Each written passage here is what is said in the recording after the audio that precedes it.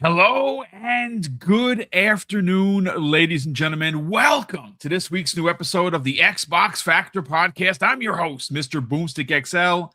And look, ladies and gentlemen, we normally take about 5 or 10 minutes to do introductions and talk about gamer scores and what we're playing and what we're excited. There is literally two of the biggest news bombs happening right now. And of course, one involves Sarah Bond, former president of Xbox. And there is an article that was written by Tom Warren of The Verge that some in the industry are calling a hit piece. I have some thoughts on it. I want to thank Tom for the article because it does have a lot of information. Like Tom, he would never agree with everything that I said, and I certainly don't always agree with everything that Tom says. But I do consider him to be a damn good journalist. But that does not take away from the fact that many people, including Jez Corden of Windows Central, who wrote an article on his article about it potentially being a bit, according to Jez, of a hit piece. We're going to get into it. But second half of the show, folks, we're going to be talking about Asha Sharma, the new CEO of Microsoft Gaming, and the back and forth that she had with Ryan McCaffrey from IGN. And we're going to be posing the question to the community, to the chat, to, of course, the panel, on whether or not Asha actually needs to be a gamer to run Xbox. And the answer is no, she doesn't. But, gentlemen, appreciate you being here. Chris Braun, this is a great treat for me. How you feeling, brother? Welcome back. Feeling good. Got the stew on the topics at hand. Nice. Done a lot of research. Let's just say it's going to be interesting, and we're going to get into it. Indeed, we are. Elusive Gamer, Jamie Moran, Mr. RPG. How you feeling, brother? I'm good. The weekend escalated quickly out of nowhere. Yep. But other than that, everything's good. New Arc Raiders updates live, playing Final Fantasy VII. It's mostly good here. Yeah. I mean, again, I'm playing a bunch of games. In fact, I'm playing a lot of games. I'm having a good time. I want to save all of my real game playing for Resident Evil 9. Oh my God! Later this week, I can't freaking wait. But Infinite Umbra, how you feeling, brother? I know we've been talking in the DM. I know you are locked and loaded. How you feeling? And did you get as much snow as we did? Because we got nearly 20 inches here in New Rochelle. I saw a video showing of you guys. I'm like, man, we got bombed, bro. Bombed. Like, whatever y'all got, don't give it to us. I got bombed too. Yes, Connecticut got walloped. Yes. So how you feeling there, Umbra? It's cold, but it's not like that. I'm like, please stay out there. Yeah, no, I'm feeling good, man. I'm feeling good. Definitely happy to be here with you all. I got a bunch of new games I picked up as well. I picked up Resident Evil 9. I have Crimson Desert. Yes. Reserved. I got the Ultimate Edition of that. Hell yeah. Actually. And it's, the beautiful thing about getting them online, such cheap prices. Like, I'm getting these things what would be the normal price for the game, like $65. You're buying them on PC, I'm assuming. Yeah. Yeah, there you go. Well, I mean, at least one of those, and 9 eventually will be Play Anywhere. So that's pretty cool. That's true. And I got a bunch of other games I've been getting in and such. But I am currently playing Yakuza 3 Kiwami and enjoying that. Yeah, but definitely happy to chop it up with you guys today. Morning. All right. Chat. Well, listen, chat, and of course, the incredible panel that's sitting in front of me. We got to get right into this Tom Warren article. Now, I do have it, and of course, I want to thank Will. I am the Broke Boy Insider. He gifted me the article because obviously it was originally behind Tom's paywall. And listen, I don't have a problem with Tom having a paywall because, listen, he's a journalist. He wants to make bread like everybody else, and you know what? He like I said, he's a good journalist. And this was a fire topic. Now, obviously, folks, we go back to Friday at about, just before 4. And we get this bombastic news that Phil Spencer, who has been with Microsoft for 38 years, is retiring. Some people are questioning whether or not it's a forced retire. Greg Miller of course, Kind of Funny, someone that I think is an incredible content creator and does not shoot from the hip, says that he was past something that suggests this was not planned. So what that suggests to me is that he wasn't retired, as he was more so forced out the door. But that is something that will eventually come to light at some point. Right now, Phil Spencer is retired. That wasn't the only thing that happened. Sarah Bond, of course, is resigning. Now, again, whether or not that is forced resigning or just straight up, I don't like what's happening, I'm out, we won't know. Someone needs to write a book. But we're going to get into some of the article, some highlights, because again, it's a very lengthy article. So, of course, I am including the link for that article in the show notes. So eventually, when it becomes available for everybody, you can turn around and check it out. It's worth the read, especially if you want to get into the, in between grooves of what has been said about Sarah Bond and what exactly happened. Because again, I have to thank Idle Sloth, who's been incredibly busy the last couple of days.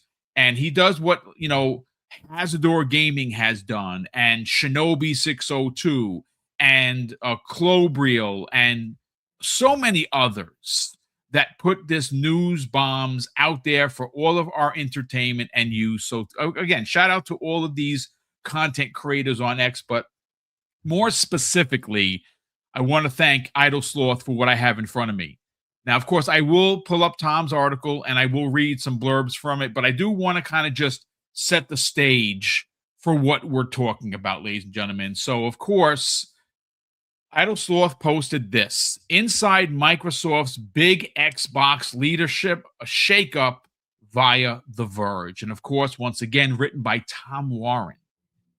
It goes on to say, quote, the pivot away from console led by Bond under Spencer's direction hasn't gone well for Xbox, according to the article. The strategy has been failing internally and been questioned multiple times.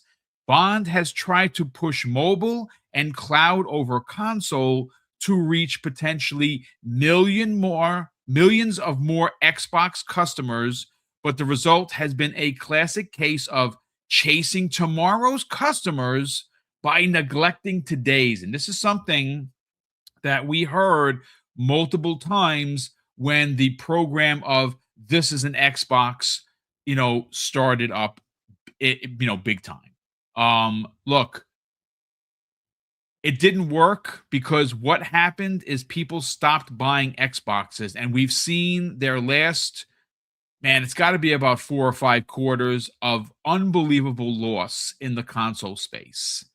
And I don't know who is to actually blame. What I will say indubitably is that this cannot just drop on Sarah's lap. Listen, when you make a decision at her level, she has bosses, ladies and gentlemen. Phil Spencer was ahead of her. Ahead of Phil was, of course, Amy Hood, the CFO, and the big dog himself, Satya Nadella. So all of these moves in this direction that they're currently about, this is an Xbox, meaning that you can play an Xbox game anywhere, and they really pulled back from what Xbox was, and it was a console brand. Well, that didn't work, and that's probably why we got these massive changes. But I have a couple of bullet points to kind of, before we bring in everybody, and we're going to start first, of course, with Infinite Umbra, him and I have been talking in the background. He has a lot to say, but check this out, folks. According to Tom's article, and these are just bullet points, folks, Xbox Anywhere was apparently Sarah Bond's plan. He goes on to say that this is an Xbox ad was her idea, and according to Tom, offended many Xbox staffers internally. Goes on to say this, right? The writing on the wall for Sarah and Phil to leave was something that was discussed. Okay, that's big news. Multiple sources stated that Bond was, quote, tough to work with. Now, that's the first time that I'm seeing it, but I also don't work for Microsoft, so I don't know. He says, according to people that he spoke to, both current and former Xbox staffers, if you didn't follow Sarah's vision or you questioned it, you were apparently out. Okay. People internally are, again, according to the article, quote, relieved that Sarah Bond has left Microsoft. Holy shit, that's big. So Infinite Umbra, I look, the one thing I will say for me, every interaction I've had with Sarah Bond, and I've had quite a few of them, she electrifies any room she walks in. And I'm not talking about her looks, okay? I'm talking about the person that she is. She is bombastic. She is driven. She is incredibly intelligent. And she's driven to success, okay? I don't know her personally, folks. I only had a couple of interactions, a couple of pictures. You saw it. I posted it online the other day. I don't know how it would be to work for her. Do you understand? What I'm going on is based on the article. What I will say for me, chat and gentlemen on the panel, is that the way everything is being positioned since Friday's announcement seems like it's a pile-on type of moment, that she is being scapegoated, if you will, and I actually don't like it. Now, again, this is my opinion. I'm not, being an Earth Defense Force bot. I'm just saying that when you have decisions in a $4 trillion company that are going to make big changes or big differences in the way that you create and sell your content, there are checks and balances that are there's always someone above you that makes the decision, that signs off on this shit. And I cannot believe for a second that all of this was not okayed and Sarah just went crazy. So them scapegoating her seems like total BS to me. But of course, we're going to talk it out. Umber, let's get your thoughts on this, man. Yeah. So my thoughts are, we've already heard this discussion heavily in the past, where there was this talk of the glass ceiling or the glass cliff, and yes, and it's a real thing. Though I don't know if people might use the same term, where unfortunately, and I know some people might groan to hear this, but some women in particular, Black women in particular, in corporate settings, sometimes get used as a scapegoat. And it feels like that. I'm not even going to say it feels like that. I think all of us read this article and came away from it like, I don't really buy that. Even if you didn't feel that way on a whole situation, some of it left your face kind of scrunched up, right? Like some of it made you look like, I don't know if I believe that. And these are a few things that I'm sure that it struck everybody weird reading it, right? One of them being, and I've talked to a few people behind the scenes elsewhere, and I can't quite say what, but I've seen other memos and texts and such where employees are saying, no, we were fine with her. I didn't have issue with it, blah, blah, blah. And they were saying, yes, they believe she was scapegoated as well. I can't say who. I know y'all are like, what a source. No. This, sometimes sources you got to keep quiet about that so people don't get in trouble. Yeah, I know, and I get it. I know if you say stuff like that, people tend to want to know the source. I understand. That's why I'm not going to go too far into that. But it's a few things that's weird. Number one, the way she was snubbed on the exit, on her exit, right? And we're hearing that she quit. It could have been that she was forced out, that she was, fired. It could have been either one. We know it felt unnatural because we all know that she was being primed as the new, the hair, the new Xbox CEO, and suddenly, she's just out of there. Oh, here's Asha, everybody. Welcome, the queen of, core AI here all of a sudden, which just coincidentally lines up with their AI intentions and such, right? With Microsoft's AI intentions. Automatically red flags for me. Paris, I don't want no. I don't want any smoke with you. I don't listen. Listen, yeah, Paris. He's coming yeah, for me. I don't have any problem with you. I just yeah. Anyway, shout out to Paris. He said too late. Oh man, listen, Paris is gonna come for you one day, brother. I'm telling you, he's gonna fly out to Chi-Town. Look out. He said I'm making it worse. Welcome, Paris. Nice to see you, brother. But the snub, right? The snub of Sarah Bond. Now you had the situation. Obviously, Phil is the only one, and we all recognized it. He was the only one that gave her any shout out. That's odd. Yeah, that's a great. Could you please elaborate on that? Because there are a lot of people that don't know exactly what you're talking about, and I think for context and conversational understanding that it might. Okay, so you know what? I'll just say it real quick, so he doesn't have to go into a whole spiel. What Umbra is referring to is there was a lot of thank yous going on by other people like Satya Nadella and many others within Xbox, and a lot of them, including Asha, thanked Phil Spencer, and a lot of the emails and a lot of the posts, Sarah Bond wasn't mentioned. And that's kind of, look, I'm going to be honest with you. It just doesn't look right. It doesn't. Let me just say that. And not only does it feel wrong, but it feels unprofessional. I would agree 100%. You don't unceremoniously just leaving like that. There is nothing said.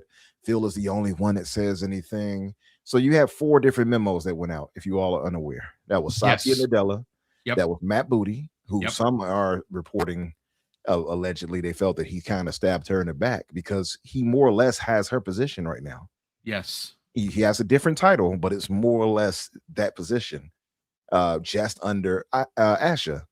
So you had Matt Booty, you had Satya Nadella, you had Asha even, and you had Phil Spencer. Phil is the only one who was like, shout out to my girl Sarah Bond. Everybody else was silent. Satya in particular is the worst for me because not only did he pass up Sarah Bond, you and Amy Hood installed Asha. And I'm just going to be honest. Well, I don't know if this is the subject for this, but I'm going to be honest, man. I can only be honest. I feel, not only do I feel a way about this situation, but I have extremely low trust for Microsoft right now. I'm talking about in the gutter. I do not trust Asha. I'm sorry. I'm not trying to be mean about it. It's no shade to her as a person. I'm talking about the role she plays. I don't know the intentions of Satya. I trusted Phil. I trusted that he actually loved, that division. I think that was clear. And, he may not have made all the best moves. He may not have made the best decisions here and there, but it was always love. It was always in the intent of doing well. I do not feel that whatsoever with this current move here from Satya. Satya to me is that ultimate capitalist who is always looking for what's going to bring the company the most revenue at some point. And if that means cutting out something that we want, he'll do it. And this AI ambition they got, I think that's going to come back to bite us personally. And this is where I see it. I don't know how it's going to work out. And I know you all have seen Seamus Blackley speak on it. There's another interview that came out with somebody speaking on it with Brad Sams. I feel ultimately they're working towards something where Microsoft, or at least Xbox division, will just be a publisher and not not a platform. That's where I feel it's going. Now, there is a silver lining. We still will get those games, right? Yes. We'll still get Halo. We'll still get the Forzas and the Fables and all that. So there is that. And if they're going to this PC hybrid Xbox Fusion, as I've dubbed it, future. And you should be paid for that, sir. I should. Xbox. Ignore what I said, Satya, and pay me some money. Anyway, but if they're going toward that future anyway with this PC-like infrastructure, it wouldn't really matter if we're being honest. As long as they have the UI and everything that you can more or less install on a PC, much like you can see now how the cloud looks, very effectively like the UI for the Xbox in a lot of ways. It has the sounds even now. Right. So it could be the case that they might go that way. I'm just speculating here, but I'm saying all this because, and the only reason, and I'm a pretty optimistic guy. I'm saying this to point out that me being typically an optimistic guy, a glass half full kind of guy, and I got the spider sense tingling here. I often call it the black sense, as you all may have known. I call it the black sense typically when it's something scary and wait a minute, that's not right. But I'm getting that same sense here in this situation where so much of this feels wrong. I just don't trust it. I don't know what her intents are. I don't know what Satya's intents are. I get plant-like vibes. I know it sounds disparaging. I do not mean it to be that way, but that's the feeling I get. And I don't know if that's going to change, but I got to see more. We will see. I can't say that's going to be the case. It's just what my early thoughts are. Well, first of all, phenomenal job as always and expected. I think with Asha, she has a lot of work ahead of her. She brought in she's going to bring in her own staff. He did keep Matt Booty. Matt Booty is in a more larger role than he had before, but it's kind of the same. He's going to be, managing the studios, and they have almost 30 of them. So of course, he kept him because of his vision. At least that's what was said, and the fact that he is familiar with these studios, and the studios are familiar with him. But of course, we are here to talk about the article that was written by Tom Warren of The Verge. And I want to bring in the elusive gamer, Jamie Moran. Jamie, look, already this has been probably one of my favorite shows of the year because what we're doing is being honest. We're not finger pointing. We're not making any absurd suggestions. We're going based on how things look. I said it yesterday, and I'll say it again today. This whole thing did not pass the smell test since it's been discussed.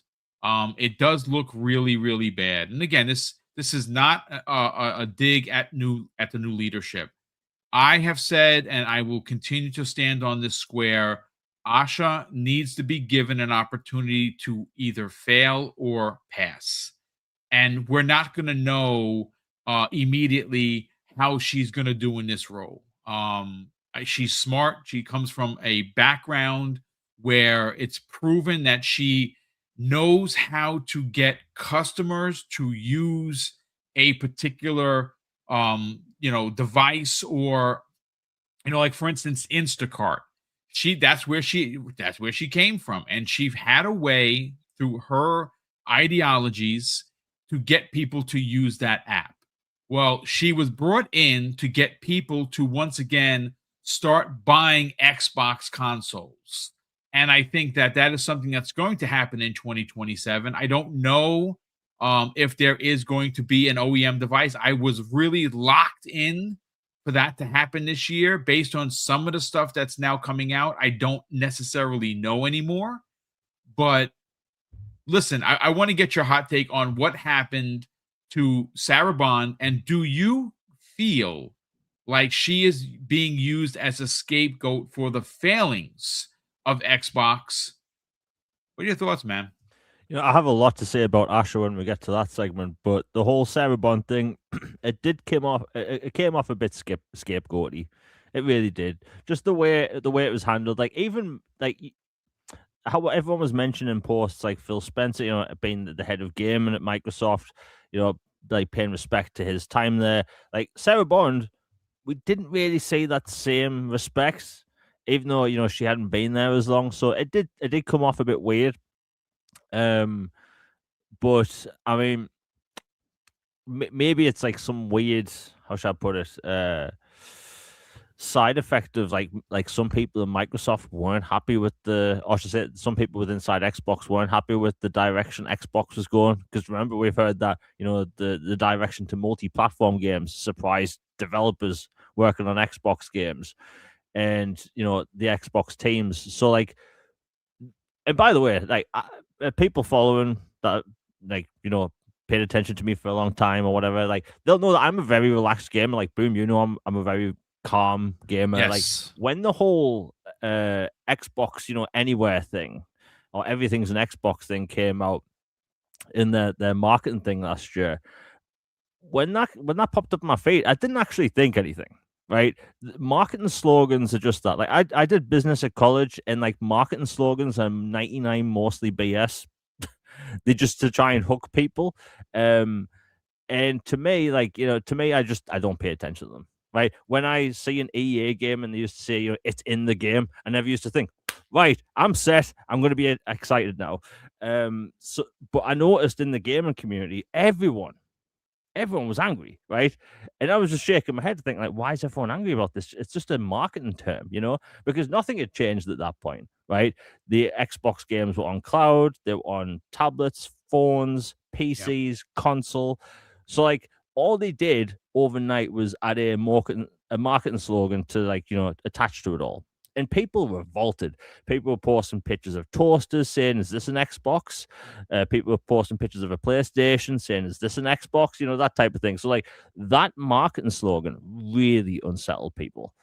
And I thought it was like a massive overreaction. Like it just seemed like a way to, like, you know, combine Microsoft as an ecosystem. Because if you go back like 15 years ago, I know this is a bit of a tangent. If you go back like 15 years ago, even before the PlayStation 4 came out, like the PS3 was essentially doing the same thing, right? You had PS3 games, you had the streaming stuff with Gaikai, you could stream to your iPad, and then there was the streaming to PC stuff.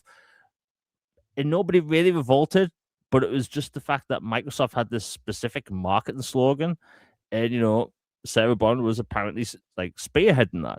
But the problem is that, you know, all the blowback kind of went onto her, and now with all this happening, like, if it's the weekend approaching, and, you know, you have Sony that's closed down one of their best studios, and then the very next day Microsoft steps on a rake. I know that's the same people like to use, and say, hey, check out us, we changing leadership overnight, right? It took people by surprise. Right? Like, the way I found out, by the way, is because I don't really open up Twitter till about 7 or 8 p.m. most days now. And I had the DM off you saying, do you want to join me live? I was thinking, what's this about? And that opened my feed, and then absolute bloodbath online. I'm like, wait a minute, Phil Spencer's stepping down, Sarah Bond. Wait, what? Like, it was just like a lot of pandemonium. Yes. Yeah, pandemonium. It was absolutely madness. And like the Sarah Bond thing, like, yeah, like as Umbra said, it is scapegoaty. It is like, I have completely different thoughts on Asha, but we'll get to that in a bit. But the Sarah Bond thing, it did come off a bit sour, like the way that was handled.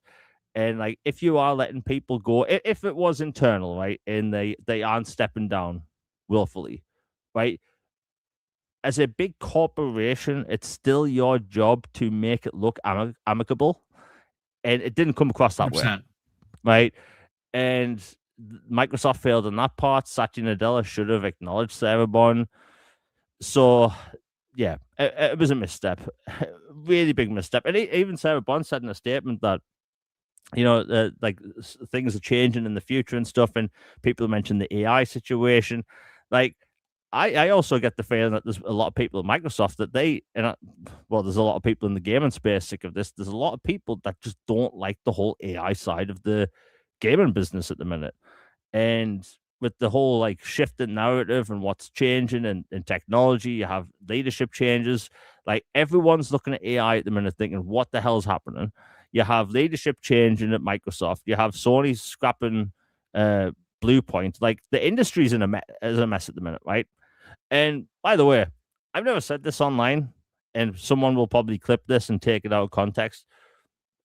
If something is happening at a company such as a game publisher, a console maker, and things aren't working the way they want, because look, you have people online that want it the same no matter what. Like, hey, Xbox as a business is just about Game Pass, and they're going into a PC business, right? That's annoyed the living hell out of me, right?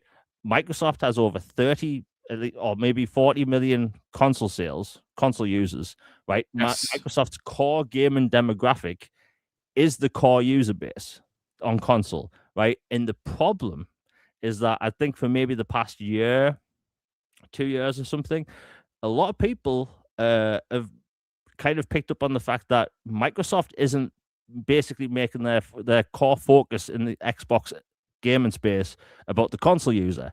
The end user on Xbox that makes the most money in the gaming space for Microsoft, right? They just talk about PC, streaming, tablet, handheld, all this stuff, right? Whereas the console's out and we've got games coming out, but like none of the market, I'll put it like this, marketing in the UK for Game Pass is basically just about PC Game Pass, right? No mention of Xbox, just PC. And like I've heard from people in the industry that they agree with me, right? They don't like the fact that Microsoft gaming brand Xbox is no longer about the console, right? It's all about, hey, it's going to be a PC. Hey, it's going to be, you know, Game Pass on everything. Hey, it's about publishing our games and everything, right? The gaming space is messed up. We've talked about this a million times. I could talk about this for like 5 hours about the state of the industry, but like if things aren't working and console sales aren't going up, subscription numbers aren't going up, all that stuff. If numbers aren't going up in general, traditionally leadership would change. Yes. Right. Look at Ubisoft, right? I talk about Ubisoft all the time, right? They've had massive failings year over year. Stocks fell like 50%. Actually, I think it's more than 50% over the past 2 years. And they've had constant failures, right? They've had tons of games come out, being scrapped. Like we've had a Prince of Persia game was apparently finished, right?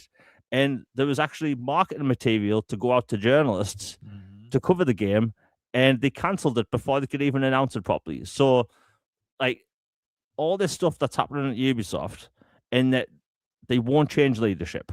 Leadership is the core problem at Ubisoft, right?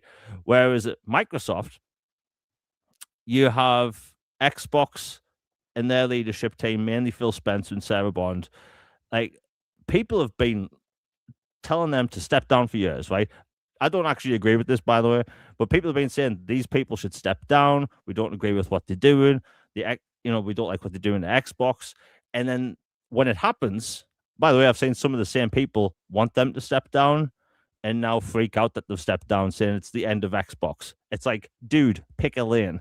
Yeah. So while the Sarah Bond thing did seem a bit scapegoaty in how it was treated online, the whole situation about them stepping down in general doesn't actually surprise me, right? I think Phil Spencer saved Xbox. You know, he brought in, backwards compatibility, decided to buy more studios. That was Xbox's biggest crutch for the longest time, not having studios. And, they start working with Japanese studios more. They confirm future hardware, all that stuff. But, like, if there's a clear problem and Xbox not going as a brand, then something has to change, right? Yeah. Same with any other company. And I've seen, multiple replies, not just in here, but on Twitter, like, Xbox is a console, right? It's an ecosystem, it's a brand, all that stuff. People, for some reason, have over the past year have just completely magically switched their brains to, hey, Xbox is no longer a console, it's an ecosystem, it's an open platform. And like as a business, I've been saying, and I've been telling you, Boom, I don't understand the end goal of Microsoft having, let's say, the Epic Store and Steam on their next console, right? As a business, it doesn't make any sense at all, right? And I've been saying this for the past year. Everyone's championing, saying, hey, Epic Store, Steam on Xbox, this is going to be great. On the user side, that's great. You're going to be able to access all your games and stuff, right? Like I have 300 games on Epic Store. Haven't paid a penny for any of them, but if I can use Epic Store on my next Xbox, I'll have those games there. Really cool. But as a business, it doesn't make sense, right? And I've been trying to convey this to people for the past year, and like we've been told to hype up the next console as a PC, whereas you're trying to sell this console to console users.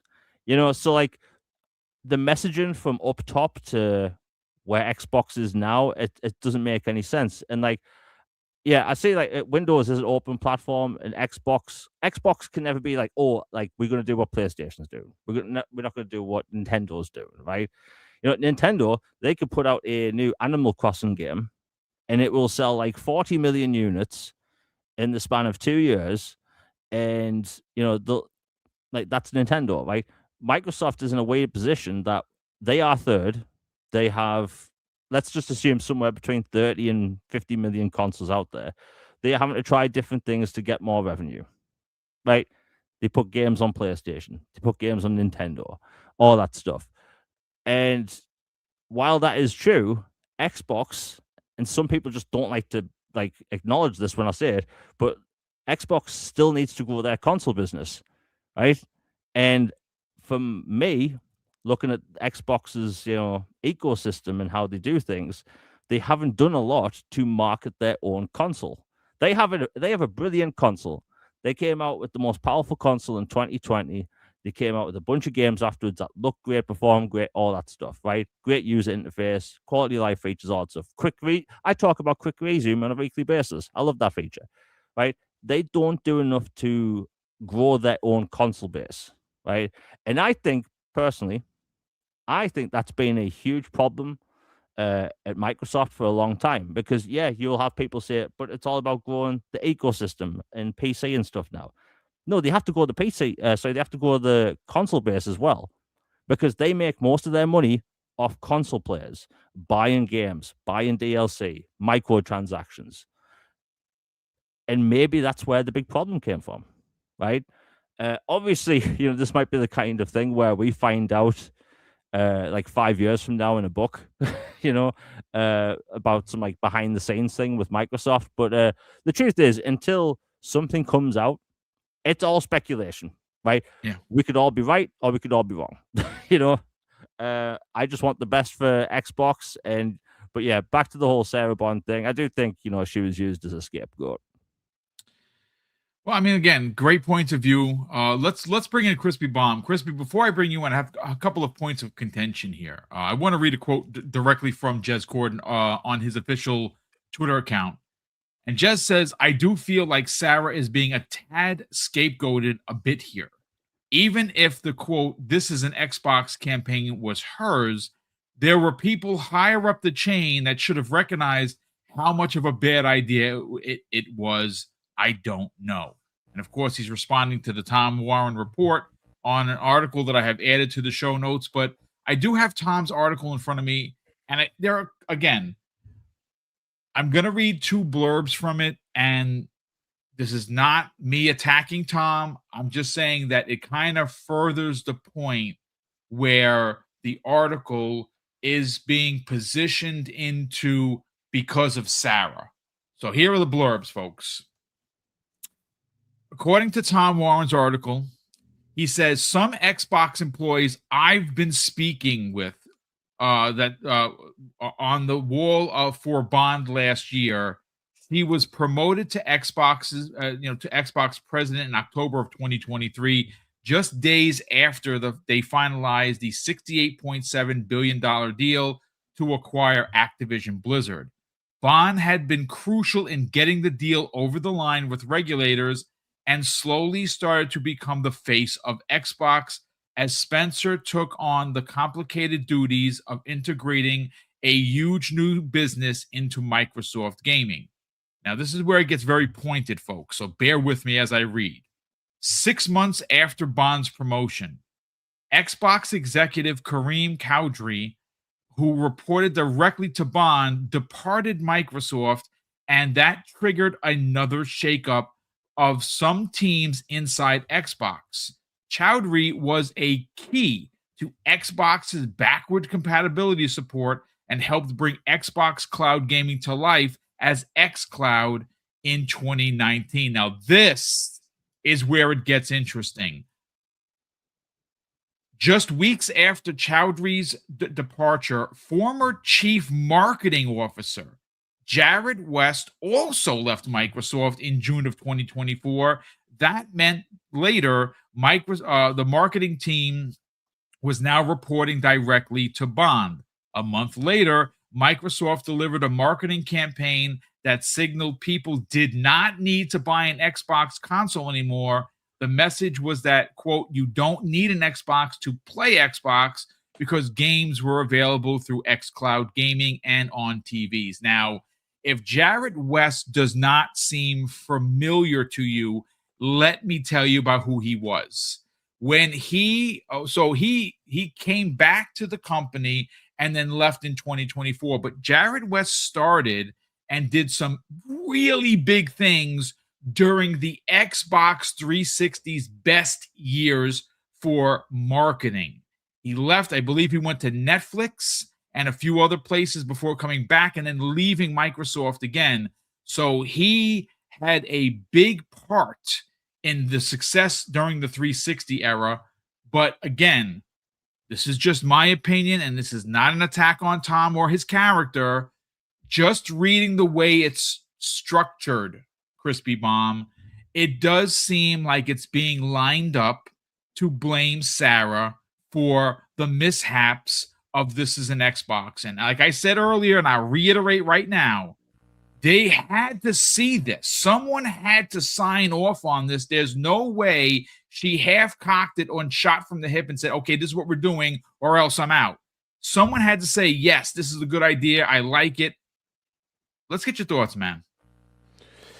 Ooh, this is rough. I mean, I love being last because in a corporate structure, at the end of the day, they absolutely scapegoated her.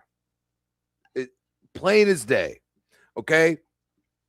Satya went on this AI streak, just like, oh, AI everything. Oh, building, cloud infrastructure and AI and all these other things. Okay. Spent billions of dollars. And you're going to sit here and act like the Xbox VP is the problem. Ridiculous. Unacceptable. I don't like it, okay? And I know a lot of people have brought all these other things involved. It's just unacceptable, okay? We're talking about a company that has promoted all kinds of things, okay?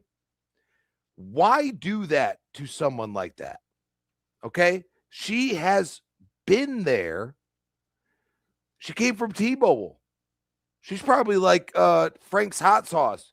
We put that shit on everything, okay? Like T-Mobile has went against the big dogs, Verizon, AT&T, okay? She was a part of that, by the way. She knows what she's doing. Is it what everyone liked? No, okay?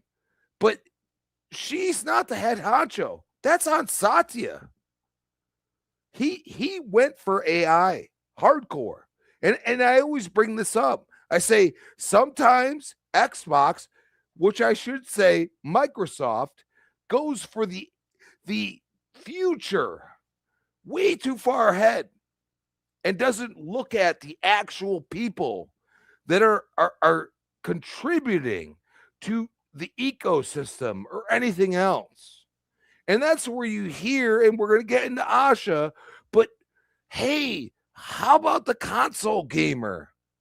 Like, I'm not saying I hate everything they're doing, but seriously, I have a Series X sitting in front of me, and all you talk about is PC, mobile, and cloud infrastructure. What about this that is sitting in front of me? I think, and it's unfortunate because I love Phil, and Phil did the right thing. He shouted out Sarah. Yep. Sarah was always in his corner. And the one thing I'll say is that I believe Sarah learned a lot from Phil because she understands the gamer far better than a lot of these executives do. Okay. And I will say that maybe that fight that we keep hearing about that happened was going full on, cloud and all these other things that are involved, or, maybe contributing to the console. Maybe that dude on the golden throne, Satya, who does it. He's far past where he should be at this point. Like, just retire, call it a day. Because I don't think he has the actual direction when it comes to Xbox, which is a huge contributor to Microsoft in general at this point. And he looks at that and he just, oh, okay, let's throw Sarah under the bus. Like, that's how I feel. Like, seriously, like, I see people calling Asha the queen. Like, people have done that with Sarah. Okay. Yes, She indeed. was the next in line. Yep. Phil knew that. Okay. Even if she isn't a gamer, that doesn't mean she can't run the company within Microsoft. And that's what a lot of people ignore. Like, she still has to call out the shots to Satya, and Satya or Amy Hood even could be like, no, that's not going to work. But you have to find that form. And I feel like when we heard about that 30% thing, you know, Sarah and Phil, or just Sarah, because I've heard some things, okay? Maybe Sarah was really running the company for a period of time. And they looking at her like, hey, we need this 30% margin. How are you going to get it? And she said, okay, well, we'll pivot to this, because she's a businesswoman. Hello, world. She been there. She done that. Okay. Like, T-Mobile was nothing. Like, what are we talking about? Like, I grew up through all this stuff. Now T-Mobile, I have T-Mobile. I love it. I think they at least ride that line of being pro-consumer at minimum.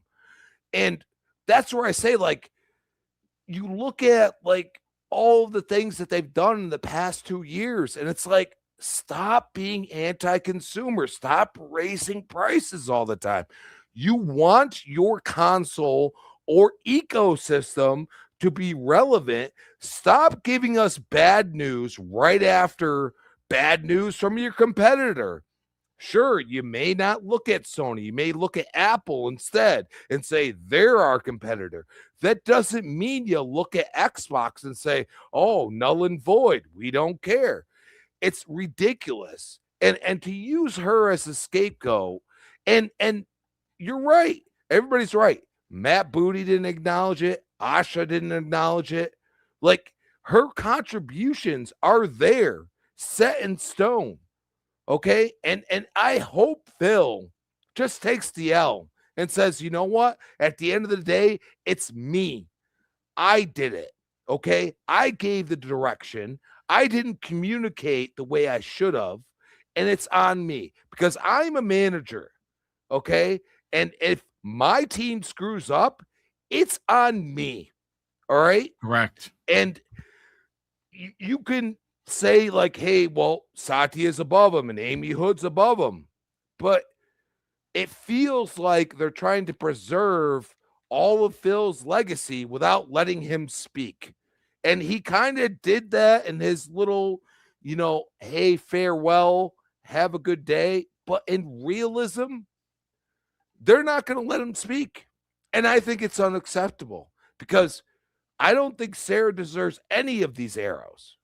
Now, we could go into regulator talk and all these other things. And if you remove, you know, high ups of regulations and all these other things that were involved in the FTC and all that, there's a possibility that we could see some drastic measures coming up when it comes to Xbox because they've removed the two people that were influential in being in that whole ABK deal.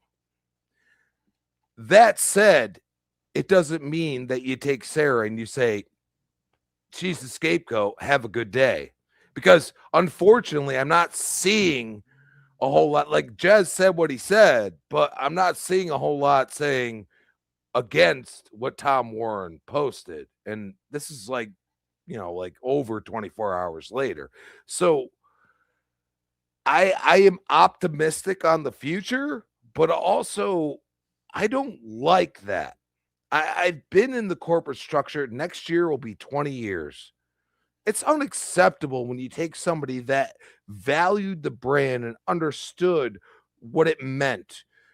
Bring the games, have a good day. You can play it where you want.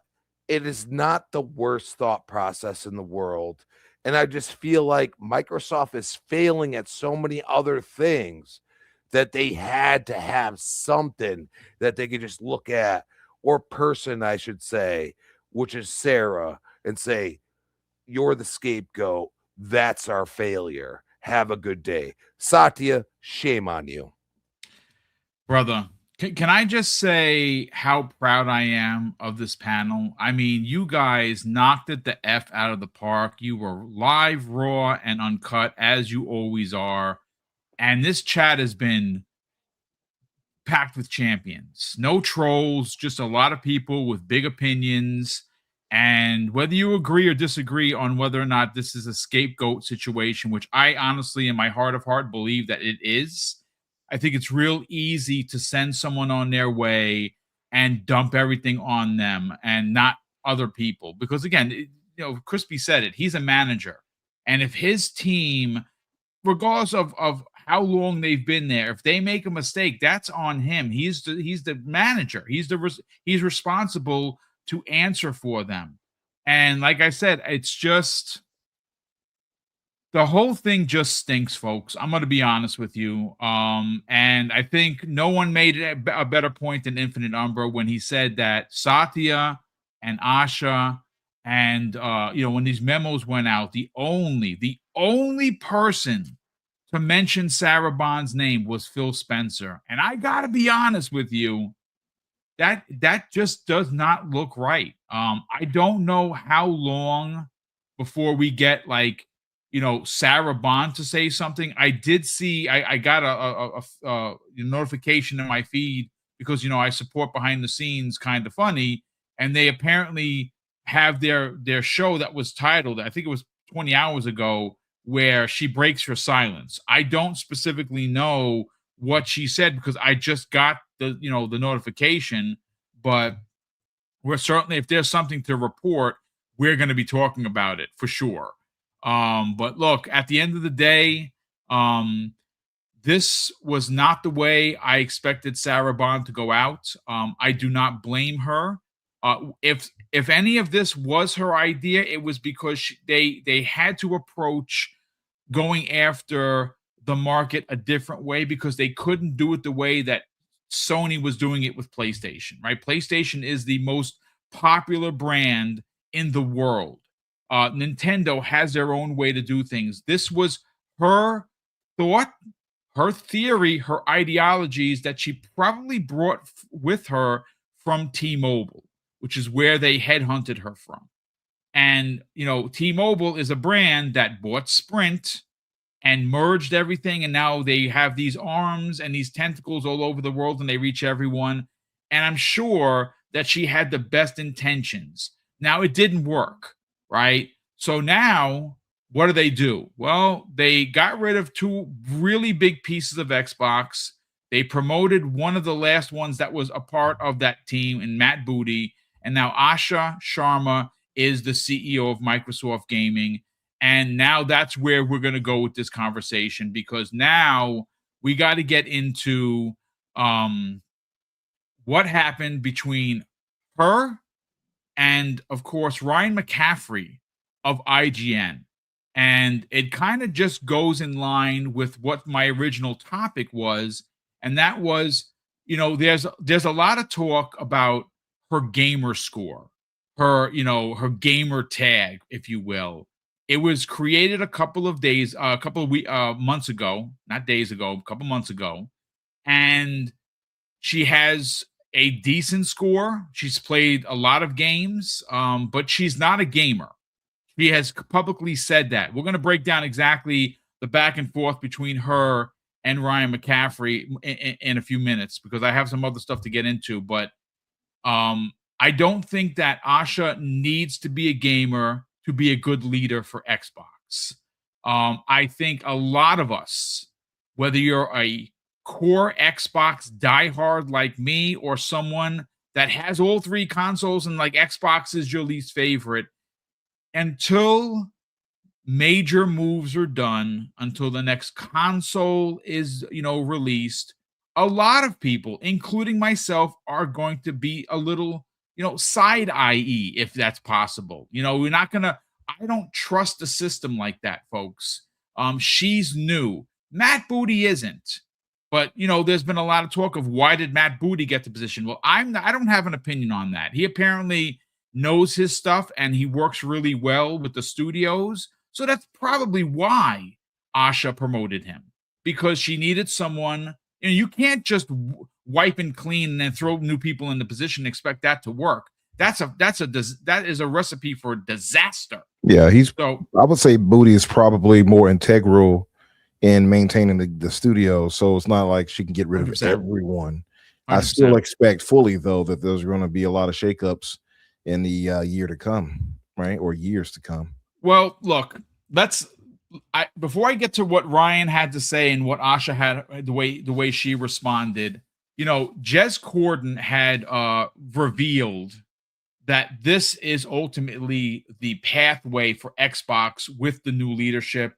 And there's been some talk, some commentary from Asha, which we'll get into later on in the conversation, about bringing Xbox back to its roots and what exactly did that mean. But, of course, I want to shout out the person that the Given Soul, really big Resident Evil fan. Me and him talk all the time. He posted that Jez Corden revealed the future of Xbox. And these are some bullet points, folks. And again, it's just bullet points. Have your opinions, but we're going to work with what we got here, okay? And the Microsoft plan to launch is still in effect for sometime in 2027. I'm thinking holiday. They're working on a home console and a handheld of their own. That means a Microsoft-designed box underneath your TV and handheld. Potential integration of a full Windows version, which we all kind of knew that already. According to Jez, he's expecting some changes to Xbox Game Pass, but I don't think it's the price, folks. He did report during his time on the Xbox 2 podcast where they're looking to add additional value to Xbox Game Pass in the form of Minecraft, their paid service. There's something called Fallout Worlds, I believe. It gives you the ability to play Fallout 76 in your own world without having anybody come in. That's something you have to pay for. That might be added to the service. And he also made mention, he's a big fan of it, World of Warcraft potentially being added to the service. And that would be a really big deal. Not so much for me, because I've never played World of Warcraft and I probably never will, but that would attract a lot of people, because not only could people who play that get the advantage of getting that in this service, but they would also get Xbox Game Pass with all these ridiculous games. So it would be a great driver of potentially new people to the service. But let's bring up this back and forth, gentlemen. I sent it to you, so I'm going to read verbatim. And again, this is not me attacking Ryan in any way. I'm literally reading the tweet that exploded on social media. So this was posted by Ryan McCaffrey, who currently works for IGN, 21 hours ago. And according to his Twitter account, he says this, Umbra: I do believe that AI is writing. Do I believe that AI is writing Asha Sharma's posts? No.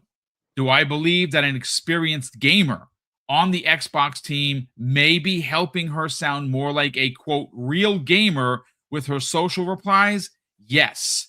Do I think it's a bad idea for her to try and fake this? Yes. Well, she responded in kind, gentlemen, and I just lost it, so let me just get back to it. And this is what she had to say, and it's a bit of a read, so bear with me as I read what Asha Sharma, CEO of Microsoft Gaming, said to Ryan McCaffrey of IGN. She says this, gentlemen in chat: I agree. Faking would be a terrible idea and wouldn't work. I also didn't expect my gamer tag to blow up, and the reality is more boring. I created it recently to learn and understand this world. I've played with my family, and it's a shared home account across devices which you can see is in a range of the games being played and the achievements that she got. Fixed that this weekend, and everyone is only playing on their own gamer tags.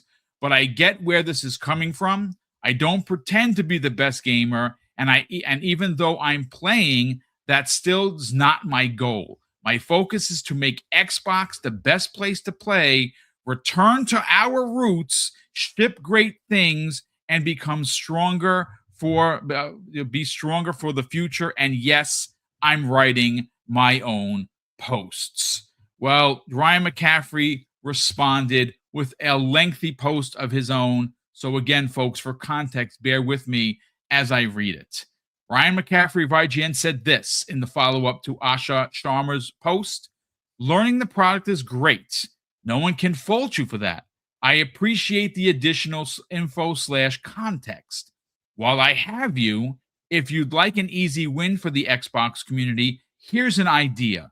Enhance the premium tier of Xbox Game Pass as $30 for Ultimate priced many people out.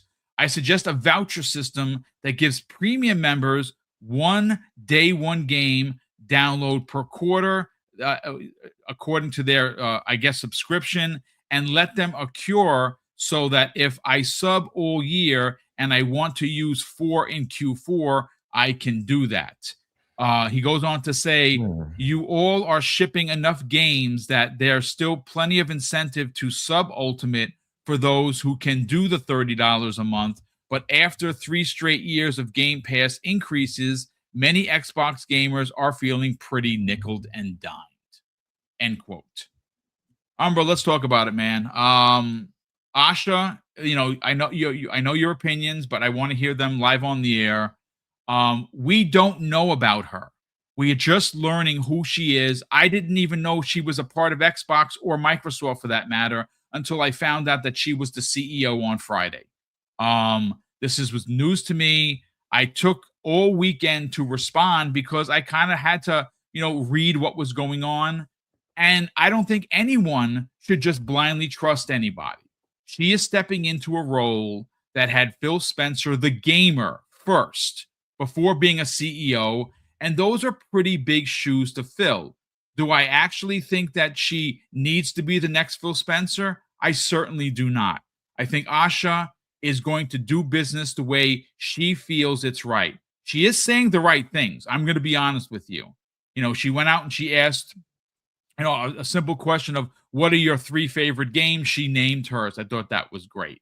He gave her opening salvo for her being a part of social media was her 3 points of contention on how she's going to be the leader of Xbox and Microsoft gaming. And I thought those were really well written, as well. You sure those weren't AI prompts to get this? Well, I don't think so. I'm going to be honest with you. They're like, what's the 3 Xbox games people like? Oh, Halo Infinite. Oh. Well, listen, she wrote it accordingly, and she even made fun of herself by saying beep, boop, boop, bop, whatever. Let's get your thoughts on that. Was funny, by the way. Yeah. I like that. Yeah, that was admittedly pretty funny. I know some people were like, "Oh, I didn't like that." I'm like, that was funny to me. I thought it was funny. Yeah, and listen, I don't want this to come off like I don't like the lady or anything. I don't know anything about her to dislike her, right? I do feel I get plantish vibes. I will say that. She just so happens to be Satya. This is going to sound possibly offensive to some, and I'm not meaning it this way. And if I was in this position, I'd probably do it. I would probably bring up some, intelligent brothers and sisters who I know are fitting for a position too. Nepotism is a real thing. It happens in business. It does. And I know Satya has that in his internal team. He has a lot of people around him that are that, right? And I'm not mad. Hey, do what you do. That I don't care, right? As long as they can competently do the job. It is what it is. He is not the first to do it. He won't be the last. I think, but because of that, I do feel that he pulled her into this position for a purpose, and we just don't know that purpose yet. So I am still weary until we see more. But that said, I do find it kind of odd where everybody's kind of giving her this kind of puzzle, like test, like, oh, well, what about this? And yeah, I do get that though, because a lot of people have no trust. You see that right there from Ryan is just him being real. He doesn't have any trust for her. He said it, right? Like, look at how he's saying what he's saying. Ryan is pretty typically reserved. He's put his foot in his mouth before, obviously, Sure. with the Tomb Raider situation. Everybody remembers that. Everyone remembers that with Tomb Raider / Final Fantasy foot in the mouth. Good for one, bad for the other. Yes. Right. Everybody remembers that. He's not infallible, but Ryan is typically well mannered in how he says what he says, and typically because he wants to get Phil or whoever to come to the show as well, right? It's good for business. Here, I think that was the inner fan of Ryan speaking out, and he did speak to some things. Even when you were mentioning it, I didn't see that part. When he says the voucher thing sounds weird. It sounds weird to call it a voucher, but essentially he's saying, hey, you get an extra game. He's basically saying you get games with gold. The thing they took away from us in our Game Pass subscription that I complained about, and most people were like, oh, it don't matter. I was like, it does matter because we're paying more, and they took that away. What are you giving me to replace that? So I agree with that point. If they gave us a quote unquote voucher, I would like that. I think that would actually curry some favor toward her, in my opinion, and doing something like that. That makes sense. And, hey, I get this, and I get to actually grab that game, right? Now, I don't know how much that matters if you're a Game Pass subscriber, though. There is that. But if it's permanently yours and you decide not to be on Game Pass anymore, maybe that can work out. I don't know. Or maybe you can use it toward towards other games that's not part of the service. Maybe there's ways around that. I'm just speculating. But like I said, though, and I think, and Ryan's not dumb. He knows saying that and tagging her, she's been responding to people all over who are relatively known. So he did that. Obviously, it's good for business again. So he did that to try to, strike a conversation with her too, and it worked. So the whole gamer thing, does she need to be that to be the head? No, right? Sarah Bond was not a gamer like that either. However, Sarah did put in the work up to this point to garner our respect, right? I don't need you to be listen, we got gamers now who will argue you up and down. I play all these mobile games and I would never dare touch them, right? Like, get that away from me. Mobile, you peasant, right? But those people will play those games way longer than how I'm on strike 4, Paris. How I thought strike 3 was it. How do I get to strike 4? This is not baseball right here. This is a whole new game he's playing here. Strike 4. Anyway, mobile game. People love mobile games. I'm not saying this I'm joking, obviously, so nobody take this too serious. But I'm saying that to say I will typically always stick to console games, right, or PC, whatever. But there are people who play mobile games will outdo our hours in mini games, right? And those, can I say they're less of a gamer? No. So to me, that's irrelevant about, is she really that?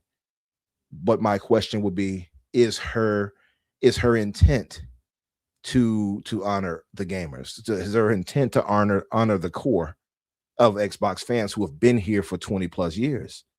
That's the thing I need to see. And so far, I mean, it's early, so I can't say anything, but I don't get the feeling that she might be there for that. I'll say that, but we'll see. I'm not saying, hey, this is what it is, and I'm never coming, whatever. I'm not doing any of that. I don't want it to sound like doom saying, but I'm weary, but I am willing to be proven wrong. I'll say that. The whole thing of the questionnaires and all that, and I agree. I mean, I respect that she takes the time out to respond. I think that shows that she got a little spunk. You know what I mean? She's ready to get out there.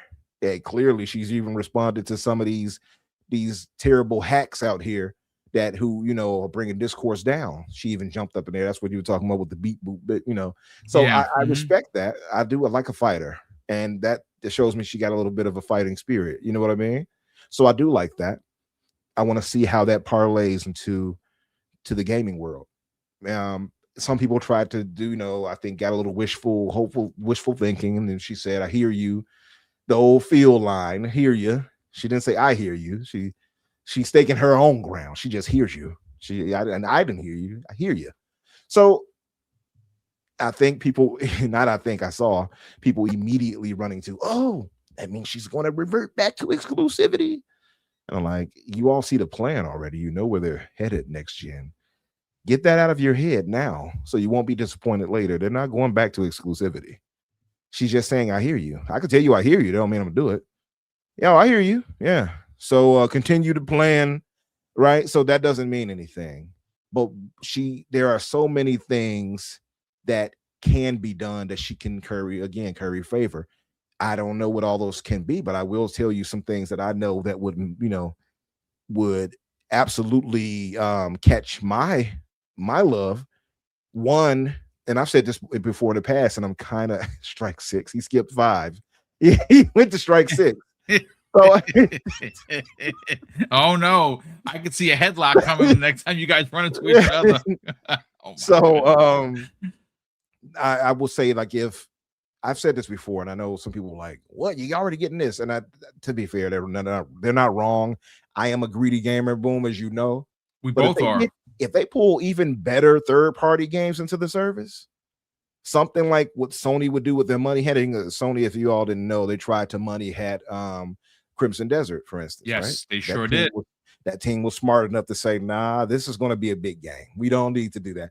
And they were right, because this game is going to be gigantic. They're going to sell crazy. Biggest game of the year for already. It might win game of everything this year because everything I've seen suggests so. We have to play the game, obviously, but it's a good thing that is on. And what's interesting is that's an Xbox Play Anywhere title. It sure is. Yep. So the only thing I think, one of the things at least that she could do for sure, is pull in even bigger third-party titles that's outside of the service. Bring those in to the service, like once a quarter you bring in something major, right, outside of your first party.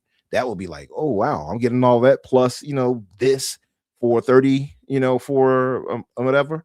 Because the pricing for Game Pass is still something that it's like, I don't know if I want to pay for that, right? It's still contentious with people, and then there may be a future hike, who knows.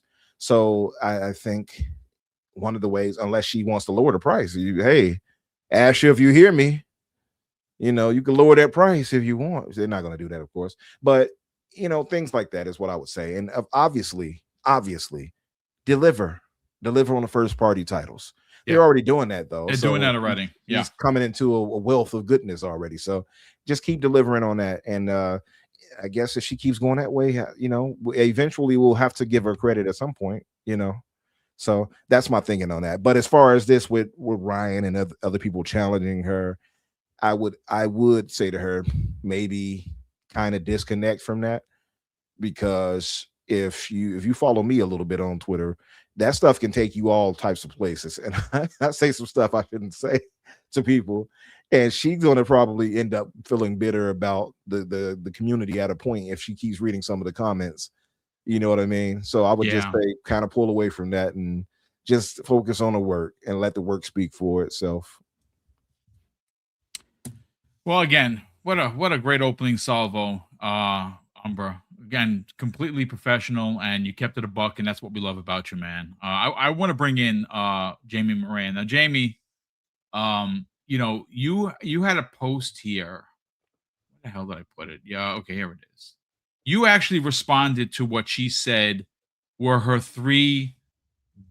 opening salvo for becoming the CEO of Microsoft Gaming. And she said there were 3 points of contention that she found to be the most important.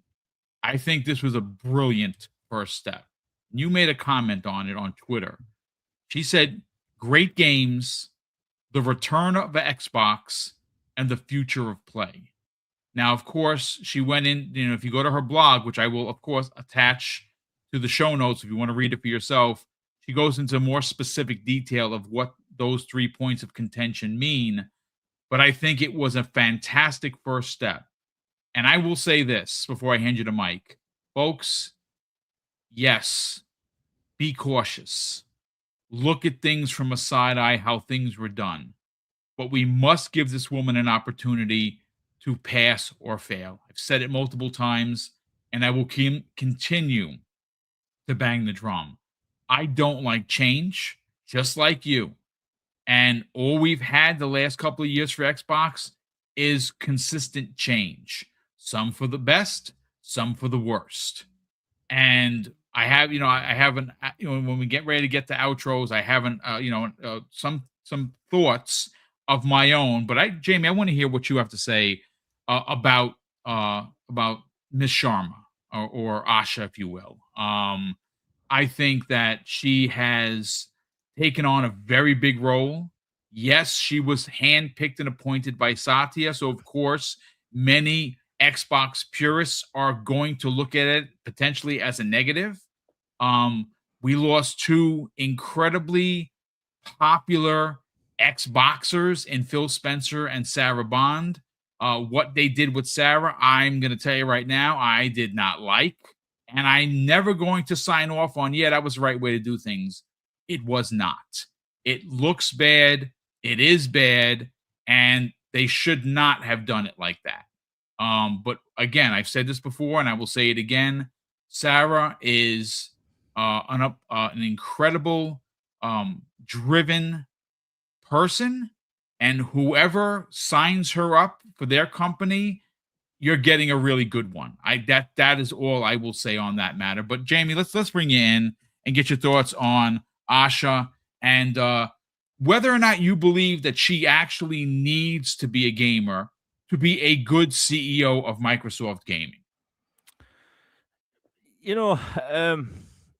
This is slightly different, but I want to work it towards a different point. When Walton Goggins was cast as the ghoul in Fallout, I said This is a brilliant casting, because if you see Walton Goggins in anything, you're pretty much guaranteed to watch something good, right? It doesn't matter if it's a cameo in Sons of Anarchy or The Hateful Eight, right? If he's in something, it's good.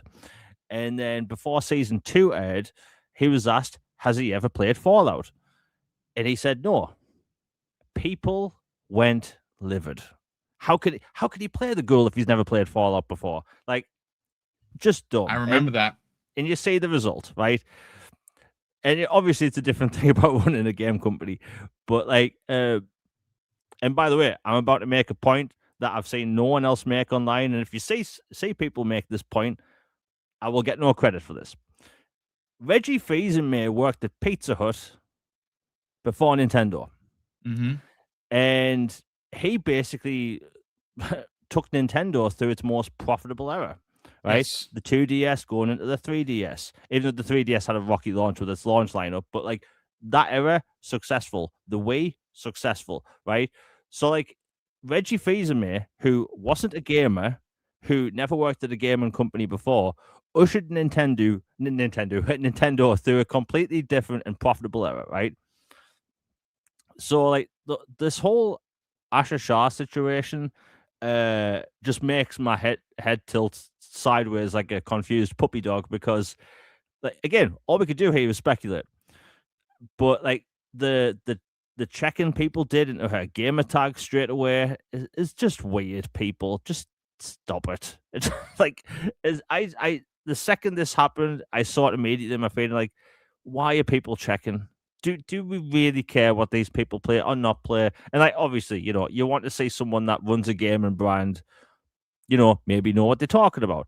But the important part, what she said is that she's wanting to understand gaming, right? That's the important part. And if it's her job to make Xbox, an amazing platform, then that's a great, thing to hear, right? Obviously, again, speculating. But if I see the things that she wrote here, and I'll bring it up again, she wants to make 3 commitments. great games, return of Xbox, future of play. Now, I saw a lot of people try and dissect what this means, but like, and back to my original point, and Crispy actually agreed with me, right? Xbox as a brand has been going through changes over the past decade, some good, some bad. It hasn't had a solid direction for years, right? They come out with the Xbox Series X and S in 2020. They come out with a lineup of games eventually, because bear in mind, the Series X didn't have any launch games, right? Outside of Gears Tactics, which is in a genre that's considered niche, right? So like that was bad. But over time, they start releasing games. But then they start putting games on other platforms. They start raising the price of Game Pass, right? Hell, go back to when they removed Xbox games with gold, right? That shook people the wrong way, because one, I thought games with gold was great value. You got 4 games a month, when they even used to include 360 games. And like over the past couple of years, Xbox console gamers, right, have been told on a consistent basis that things are changing and they have to get used to it. But they haven't been told, hey, Game Pass is going up in price. Here's something extra to make up for that. They haven't been told that. They've been told that the industry's changing and that they're going to have an open platform. But they haven't been told what they benefit from that. And when it comes to the whole return of Xbox, that doesn't tell me that she's going to go, hey, every game's going to be exclusive. We're going to stop putting games on PC. No more cloud game and all that stuff. That's not what it sounds like to me. The core of Xbox is the console. It always has been. It should always be. I absolutely agree, Jamie. So like that doesn't mean they can't do PC gaming, because they've grown their PC stuff. Hell, they brought back Age of Empires, right? If people haven't played Age of Empires specifically on console, great RTS. But like they've made their entire gaming ecosystem better through gaming, through cloud, through console. But the console should always be the core. The problem is, for the past several years, the console hasn't been the core focus, right? So if your core audience is the console and you're marketing everywhere else, that's a problem, right? And like, bear in mind, I'm in the UK, so like it's different here.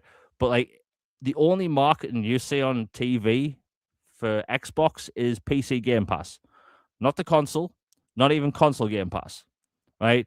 And bear in mind, I'm an Xbox content creator. I prefer Xbox, and even I can say that the thing Xbox really needs to improve on is marketing. Marketing's always the biggest thing for Microsoft, right? Remember back to Gears of War 5, where we're all complaining how there was no marketing, right? Nobody knew it was coming out. And then you have the series consoles, which were great consoles. It doesn't even say on the back of the box, by the way, it also plays 360 games, right? Not even mentioned, right? Marketing needs to be better. The console needs to be the core focus. You can still do PC stuff. You can still do the ROG Xbox Ally. You can still make the PC store better, which the PC user interface is miles better from what it used to be. And making Game Pass more, how shall I say, valuable to the consumer, they have to improve that, right? Like, look, the price went up in Game Pass, right? And what were we told? It's to, affect market. It's because market conditions have changed and all this stuff. So what do you get? A battle pass for Fortnite, right? I don't play Fortnite. So what do I get extra? Zippity doo dah, nothing, right? But like, there's plenty of other things they can put in. The World of Warcraft thing. They can put in the Fallout 76 thing. And by the way, this always made me think why they didn't do this. So you get the Fortnite Battle Pass with Game Pass, but what never made sense is, and it would have cost them less money, wouldn't it have made them more sense and more money to put the Call of Duty Battle Pass in Game Pass? Like, absolutely. Like when that was announced, and my friend that doesn't really pay attention to gaming news, but he plays lots of games, he was asking me like, why would they do this instead of Call of Duty?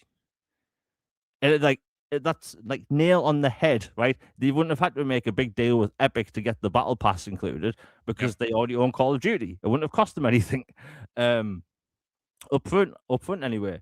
So Xbox having the core focus as the console should always be it, right? And I've seen a bunch of people in chat mention like, oh, Xbox is dead and all this stuff, and how, they can't grow. Like, no, that's the problem. They need to grow the console, right? If they're coming out with a next generation console, isn't the emphasis of a new console coming out is for it to sell? Like, You would if think you're making so. a new console, you want it to sell, right? So there's that. Let me bring this up again. Great games. Look, Xbox over the past several years have increased their output of games almost tenfold. Last year, they put out like 11 first-party games. This year, they're putting out, I think, 5 or 6 that we know of so far. And that list includes Fable, Forza, Gears, Halo, Kiln, Call of Duty, and Crazy. possibly more. That's a great list. Even if that's just it, great year, right? Bloody great year. Right, so the games thing is sorted, right? They have a ton of studios making a ton of different games and a variety of different genres. So that's the great games thing is already sorted, right? So there's the return of Xbox thing and future of play. That just tells me they're preparing for next generation, right? Next generation has been talked about from Xbox for the past 2 years. Why have we heard about next generation from Xbox for 2 years? Longer than any other time in history, right? Normally, we hear about a console 6 months before it comes out, right? Traditionally. But this time, we've been talking about it for 2 years, right? 4 years into this generation, people were talking about next gen. Why? Because they've had to clarify to the Xbox audience every 5 seconds that, yes, we are making another console. That isn't exactly, the perfect situation for everyone because they have to be told all the time. And also, it kind of makes them look weak, right? And also, Boom, you've heard me complain about this a lot. How many times have I said that Phil Spencer is doing interviews constantly? Yep. Right? All the time, interviews. Talking about the state of Xbox, the future of Xbox. He's always been asked, even before the multi-platform thing.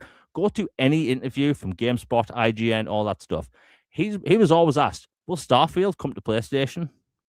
Before the multi-platform thing, he was always asked about this stuff, right? And he would always have to answer, saying, oh, we don't know, but maybe in the future we don't know, right?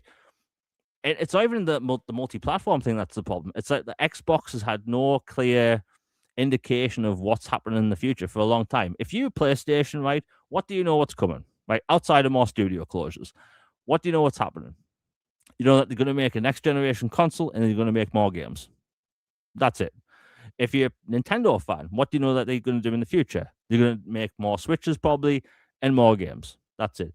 If you're an Xbox user, you've been told on a consistent basis by third-party companies such as IGN, GameSpot, all the stuff that Xbox should die. You've been told by journalists on a daily basis on social media that they should get out the console space, even though they've sold between 50 and 30 million consoles. The fan base online doesn't want ports to come to Xbox because they'll make up any arse excuse for these games not to come to Xbox. And the leadership changes, which makes people question the brand again. Which is crazy, people always joke about Xbox stepping on rakes, and like PlayStation has the biggest fumble of the year so far, and 24 hours couldn't even pass, right? Yeah. People at Microsoft couldn't go, you know what? PlayStation's taking some heat. Let's give it the weekend and we'll announce it on Monday. But they didn't.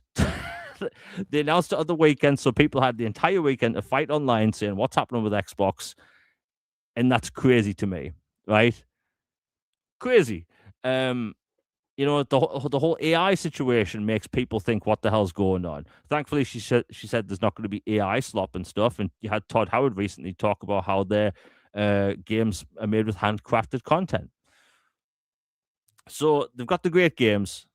They've got they apparently want to make Xbox a thing again, like the return of Xbox and future of play. They've talked about next generation for ages. Jez Corden from Windows Central's talked about before how the next generation console's coming out late 2027. And that's all looking cool, right? But I think if you're a console gamer, don't you want to be told why you should buy a next generation Xbox console? Don't you want to know why you're paying more for Game Pass? And look, they need to put more incentives in Game Pass, like we've said. They need to put more. Like, look, this year for Game Pass so far has been great, right?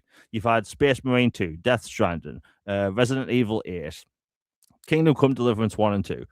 Game Pass this year so far is knocking out of the park. If they continue with this, great. They just need to add more things in, like the Fallout stuff and whatever.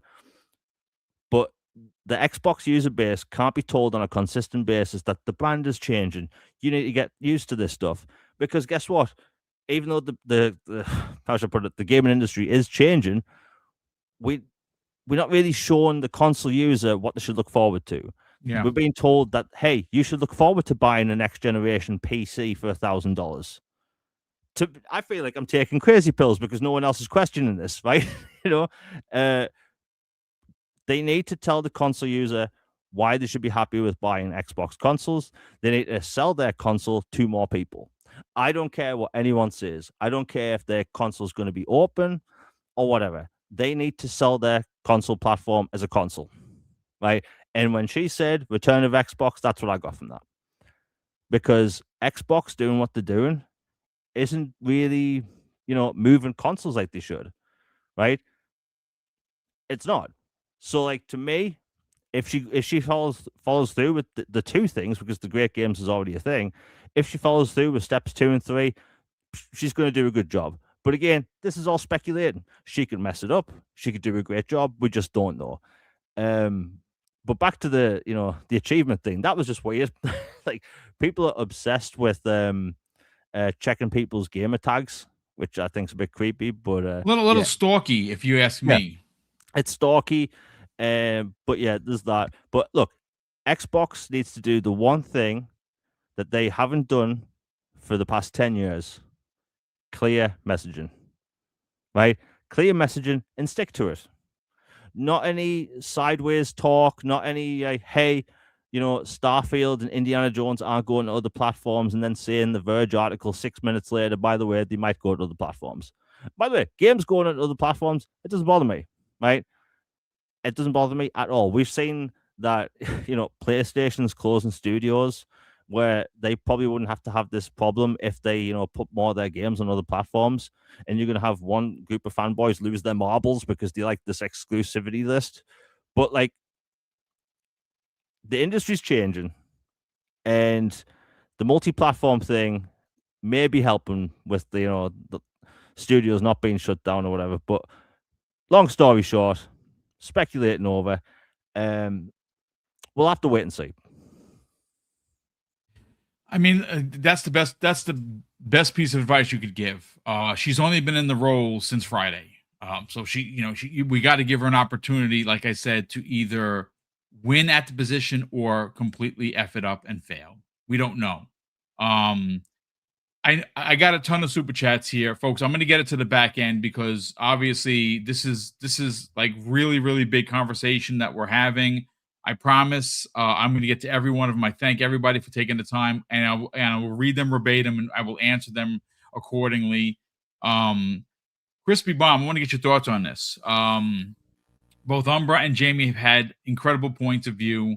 My quick takeaway before I hand you over to Mike, that what she would need to do to garner confidence within Xbox and the millions of players, because right now we do know that they sold nearly 40 million series consoles, and there are still millions of Xbox players on the old hardware.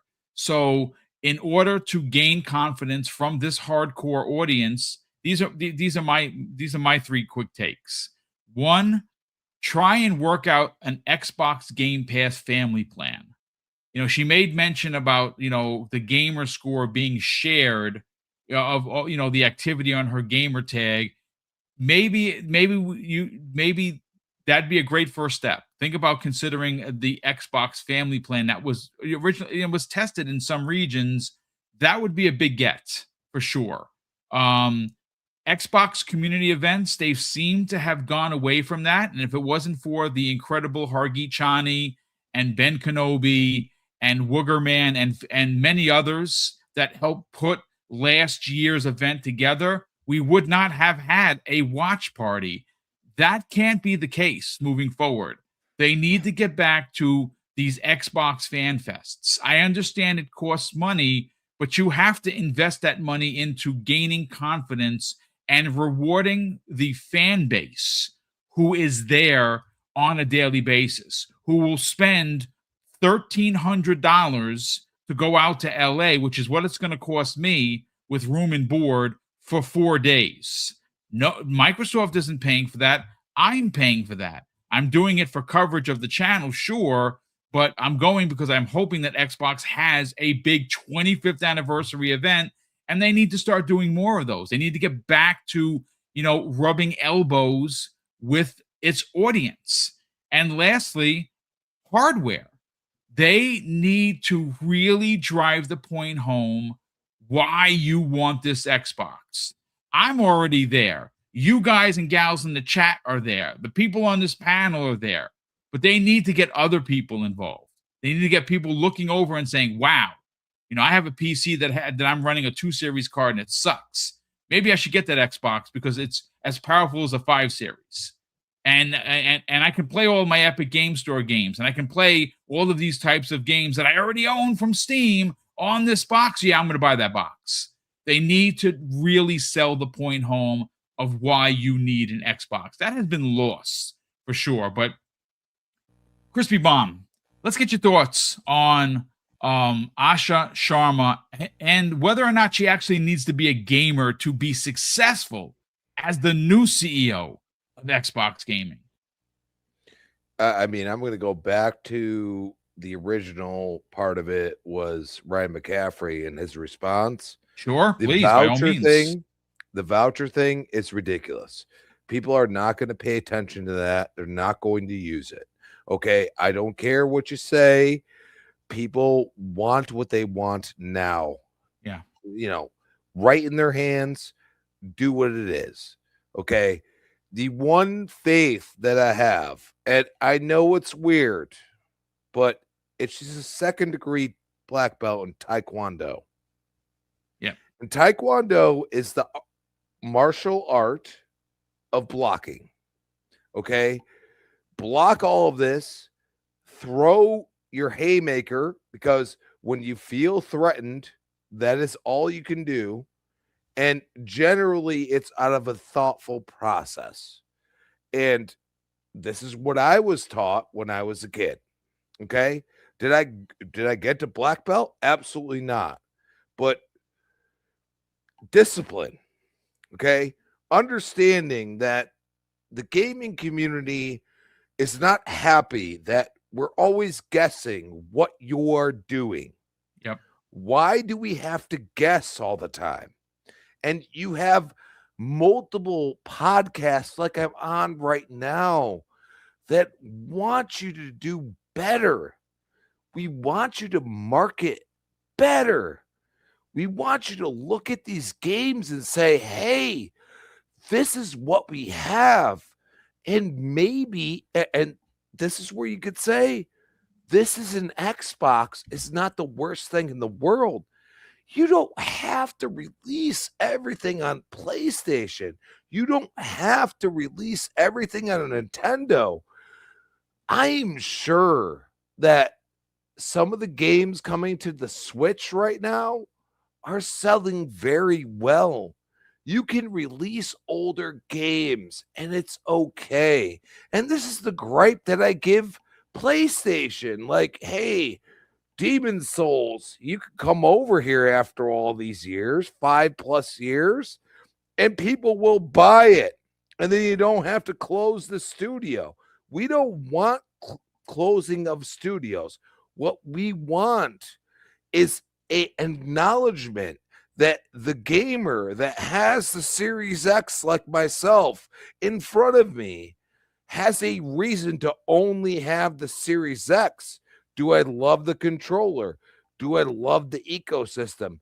Have I been there forever because I'm a Gears stan and I love Gears? Okay.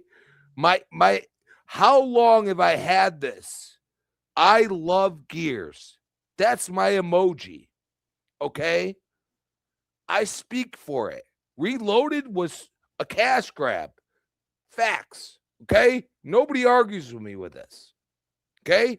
E-Day, if you're going to actually release Gears 2 and 3, Do not put it on PlayStation. Sell them Gears 2 and 3.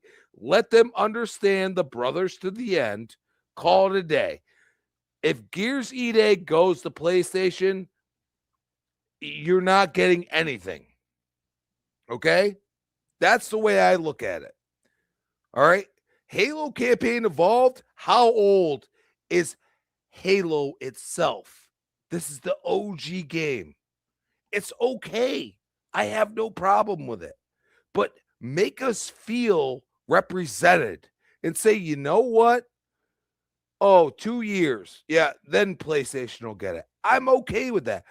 Be deliberate. Be respectful to the people that have looked at your console for years for whatever reason. Mine is Gears. Okay? And say, okay, this is the reason why you have an Xbox. If it's Game Pass only, I'm fine with that. I mean, we all sub to Netflix. I guarantee everybody on this panel and probably 90% of the chat have a Netflix account. They have exclusive stuff that you don't get anywhere else. You don't have to be totally exclusive, but at least give us something. Give us something that we look at and you say, man, ain't nobody else gonna play that unless they get an Xbox. And I hope that she does it because she's talking the right points, but that doesn't mean that she's gonna do it. We understand corporate speak. We've heard it 100 times. There's no way that we're gonna look at somebody at face value, especially on this panel, and it's gonna say, oh, that's it. That's what's gonna happen. No, we go underline. We say, oh, well, maybe there's something there else. Maybe there's a higher up that says, nah, that's not going to happen. But to sit there and act like the console doesn't exist, that's what they've been doing. I'm not going to lie. I mean, I have loved like the Play Anywhere and all these other things, but there comes a time where you're going to say, hey, do we sell a console or we don't? And it, you know, she's talking, and this is where I say, like, hey, if she pivots, console doesn't matter anymore. I'm going to call it out. That's the way I roll. Okay. And the one thing I really hate is you can call Sony, and many of the executives have call Sony not their competition. Okay. Yet they continue to eat your lunch on console sales.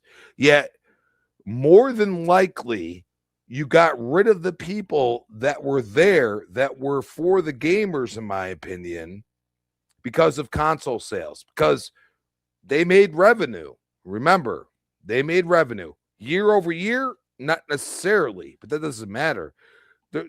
It's $1 billion business for them year over year. Okay, regardless of what you look at the year before or not. So you look at that and you say, man, like, can you guys actually like sell the console? Can you actually put it out in the ecosystem? Because I see all the time it's sold out. It's sold out. Things, stupid things like this. And then you go and say, oh, everything's going to PlayStation. Well, how are you going to sell a console? I'm sorry. Like, it doesn't make sense. Does it make sense to contribute to the ecosystem itself by selling certain titles? Absolutely. But don't act like everything should go there, because I don't think that's logical. And she keeps bringing up, bringing back the renegade mentality. Renegade mentality was when we had Halo, Fable, Gears, Forza.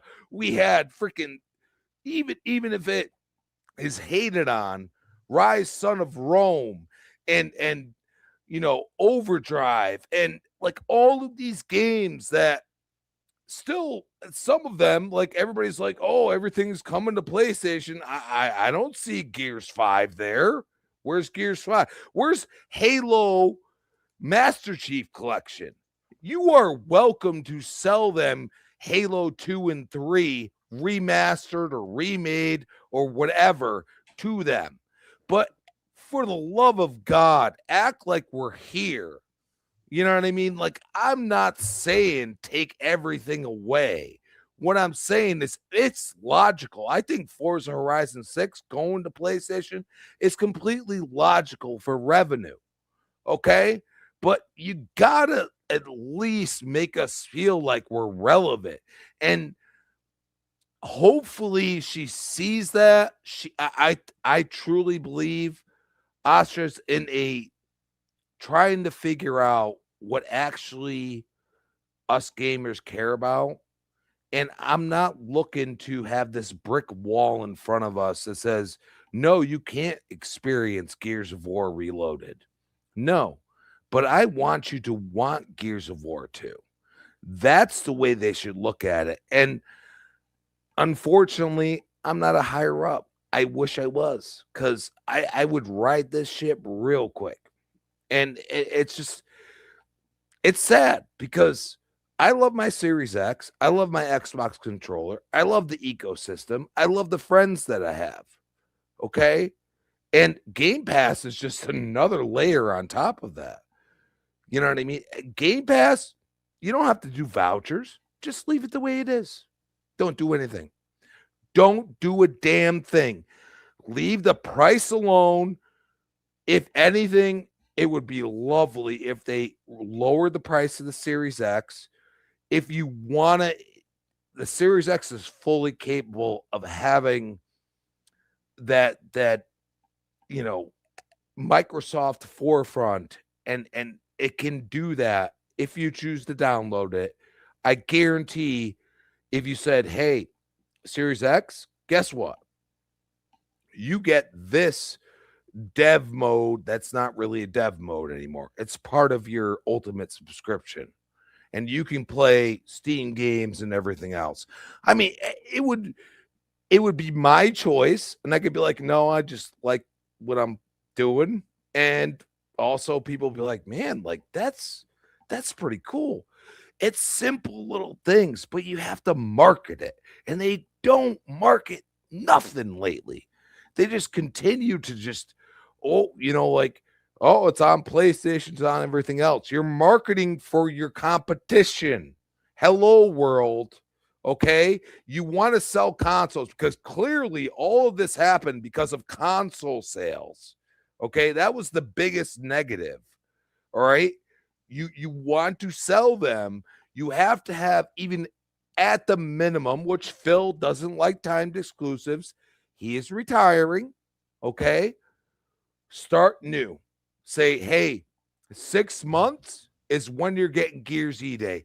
2 years is when you're getting Gears E-Day. If you got something in the pipeline, acknowledge it and say, oh, we'll release it on PlayStation, but it's an old game. These are things that they don't look at. They just look at the numbers. And they don't look at the actual gamer. And that drives me crazy. And I really hope, because she has a new thought process, people will, like look at it and be like, oh, she's not a gamer and this and that. My gamer score sucks. Okay. I play what I like. All right. I have lost after 2 years my gamer tag. All right. I had 30,000 on that. Do you know why I don't go and say, hey, like I'm doing this for my gamer score? I don't have it in me anymore. Okay. I lost it. And it was my fault because I didn't have internet. I want to be logical here. They closed my gamer tag. All right. Because it was Crispy Bomb, but it had a lot of other things involved. What I'm saying is you can bring people back if you give us something. Like, it doesn't have to be a lot. We already are fine with third party. I don't want a studio to close over bringing the game out. You know what I mean? Bring the game out to the masses. I'm fine with that. When Ed Boon posted, how do we bring Killer Instinct back? Yeah, we're I going to be said, talking about that on mental Thursday. back. Yes, Multiply. Go multiply. I don't care. I want Killer Instinct alive and well because it deserves it. And that's the way I look at those. Well, again, strong points, man, from everybody. Listen, we're closing in on the 2-hour mark. I want to get everyone out of here, but I just want to add some additional context. So Lulu Chang, if that name does not ring a bell, it should. She was an integral part in getting the Activision Blizzard deal done. She was the one that infamously did the person putting a stick in the bike, flipping himself over, and it was Jim Ryan talking about about the way that they're doing their business. Well, she actually posted the other day, and of course, this was really good. This is great. Again, just for context, folks, Asha Sharma, Satya's pick as the new CEO, comes out the gate strong. And this is some of the things that Asha had to say. We will take risks. We will not treat games as static IP to milk and monetize the community. We will not chase short-term efficiency or flood our ecosystem with soulless AI slop. Games are and always will be artwork. Again, strong points. And just one additional one. And of course, this comes the way of Idle Sloth, again, who's been super busy. This next statement comes the way of Travis, Thai guy Travis, who's on the Bitcast. And he talked about Asha Sharma specifically as the new CEO of Xbox and what she's good at. And he goes on to say this: she's someone that's well known in San Francisco, and the thing that she's known for to be really good at is user acquisition, like getting people to use the product. And if there's anything I will say that Xbox needs is to get more people to use Xbox. And apparently she's really good at that. And that's what happened at her time at Instacart. Folks, this has been one hell of a show. I am going to get to the super chats. What I'm going to do is I'm going to hang around on the back end, kind of read them so I could give you my opinion. I do want to get the guys out of here because it's been a long show. But everyone on this panel completely knocked it out of the park. This was handled so well and professional, and I could not be prouder to work with these guys on a regular basis. Again, shout out to the chat. You guys and gals were absolutely incredible. You might not all agree, but everyone was adult about it. I didn't really see anyone that needed to be sniped, and if I didn't see it, Lethal Papa probably got them, because of course, you're going to get trolls that think Xbox is dead once again. But let's get everyone out of here so they can go do their things, and I'm going to hang around on the back end, folks, so of course we could talk about the super chats here. And again, it's a little out of order. I normally do the super chats as they come in, but today was such a passionate conversation. I didn't want to slow down the show. Normally we'll go back, starting, tomorrow we'll go back to doing what we always do when the super chat's in. We'll read it. But today was a little different because obviously there were two really monster-sized topics that needed the room to breathe. But Infinite Number, are you still there? You're not sleeping yet, are you, sir? Believe it or not,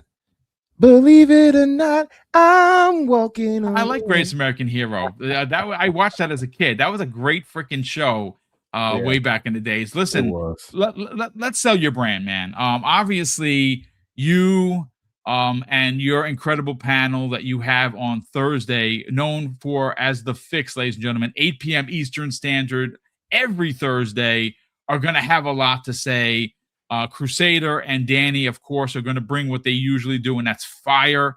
I know that you're going to probably talk a little bit about what we talked about today, and maybe, just maybe, because today is Tuesday, there might be additional context that you want to discuss. Where could people not only tune into that show, but more importantly, subscribe and follow you on the socials? Yes, quite possibly we'll have more that lands by that point. As far as me on social media, Infinite Umbra or Umbra Infinite, you guys will find me in either way. If you do follow me, don't stalk me, just follow me. And he plays a lot of games, so you're not going to get him for his gamer score, by the way. Also, I mean, if you all are ever interested, I mean, you always can hit me up to jump in as a friend on Steam as well too. Speaking of that, nice. But this Thursday should be a good show. Obviously, we'll be acknowledging Phil's retirement. I plan on kind of doing this in a sectional kind of thing, focusing on all three, I guess, major people involved. Would it be Phil, be it Sarah Bond, and also Asha.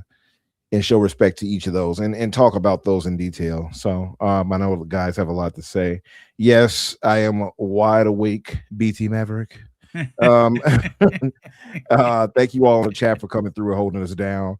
Paris said, I think last I looked, I was on strike number 9. I'm Oh not boy, sure. that's a lot of strikes. What Sure game? Oh, okay. All right. I'm not sure how they were. Yeah, I'm in rare form, Dave Reezy. Absolutely. You got a new super chat, by the way. Boom. We'll get to it. Thank you all. And the link is in the chat right there for the channel. If you all have not done so, please do me a favor and subscribe to us. We're actually close to 2,000. Nice, dude. Listen, it starts with 1 sub, man. My first sub, Mrs. Boom. She was number 1 on Double Barrel Gaming, as she's number 1 in this household each and every time. But yeah, you got to start somewhere. And of course, getting to 2K would be a big deal. That's a really big deal. And if you're not already subscribed to the Figs, folks, please do it. The link's in the chat. Subscribe, help this man out, because again, these are big numbers. These are big milestones for anyone that's a tuber. And whether it be 2,000 or 200,000, these milestone marks make a big deal for us, because we do put our best foot forward to deliver content, and that's something that Umbra and his guys on his panel do each and every week. So please subscribe. All right, brother. Well, thank you so much for that, Infinite Umbra. Let's get Jamie out of here. Jamie, you have a show happening tonight, and I know that you and Logan Meyer are going to be delivering the goods on the new episode of the All Xbox podcast. The All Things Xbox podcast, happening tonight, 6 p.m. Eastern Standard Time. And the way news has been popping out, I would not be surprised there'd be something new to talk about. Sell the brand, brother. Where can people subscribe to you? And more importantly, watch tonight's show. Yeah, thanks, Boom. It's always a pleasure. So yeah, All Things Xbox podcast is on tonight at 6 p.m. Eastern on the Elusive Gamer YouTube channel. We have around 11 topics at the minute. It's probably going to go up with a 2-hour show. I'm an Xbox-centric YouTube channel. No fluff, no fanboy stuff. It's always chill over there. And even though we have a lot of news tonight about Xbox, I'm actually going to go apocalyptic about Metal Gear. Oh, I'll save that. I'll save that for the podcast and Splinter Cell, actually. But it's going to be a fun show tonight. Lots of topics, and obviously things might get a bit heated when it comes to the whole Xbox situation at the minute. But it's going to be a fun time. Yeah, that's 6 p.m. Eastern on the Elusive Gamer YouTube channel. Hope people subscribe. The link is in the chat. Hoping to hit 7,000 subscribers soon. Have a lot of cool content. Content coming soon. If all my plans work out, I should have maybe 4 videos out in the next 2 weeks. Nice. Which has been in development for the past couple of months. So I hope people enjoy that. But anyway, I also do Twitter, which is Jamie Moran UK, where it's exclusively gaming and jokes. Well, brother, thank you so much for being here. Of course, Crispy's going to hang around. So, of course, Infinite Umbra and Jamie, thank you guys. Make sure you drop your links into the DM so I can help promote the channel. And folks, again, there's a lot of big news, so tune in for the Fix on Thursday and tonight's new episode of the All Thing Xbox podcast. And we'll get to Crispy's outro in a second. I do want to get over to the plethora of of generosity from the games community. So let's start first. And you gentlemen, you guys can sign out if you want. And thank you so much for being a part of today's show. And we'll just see you back here next week. But it's me, the broke boy, drops a very generous $5 super chat and says, I think Sarah became the quote, blame the person who is no longer here, and they didn't want to lay that all on Phil Spencer. Oh man. Again, I just think this whole thing with Sarah Bond stinks. I'm gonna be honest with you. I don't know how much more I can iterate on it. I think I've said my piece. It does not look good, especially when you have people within Microsoft mentioning Phil and not her.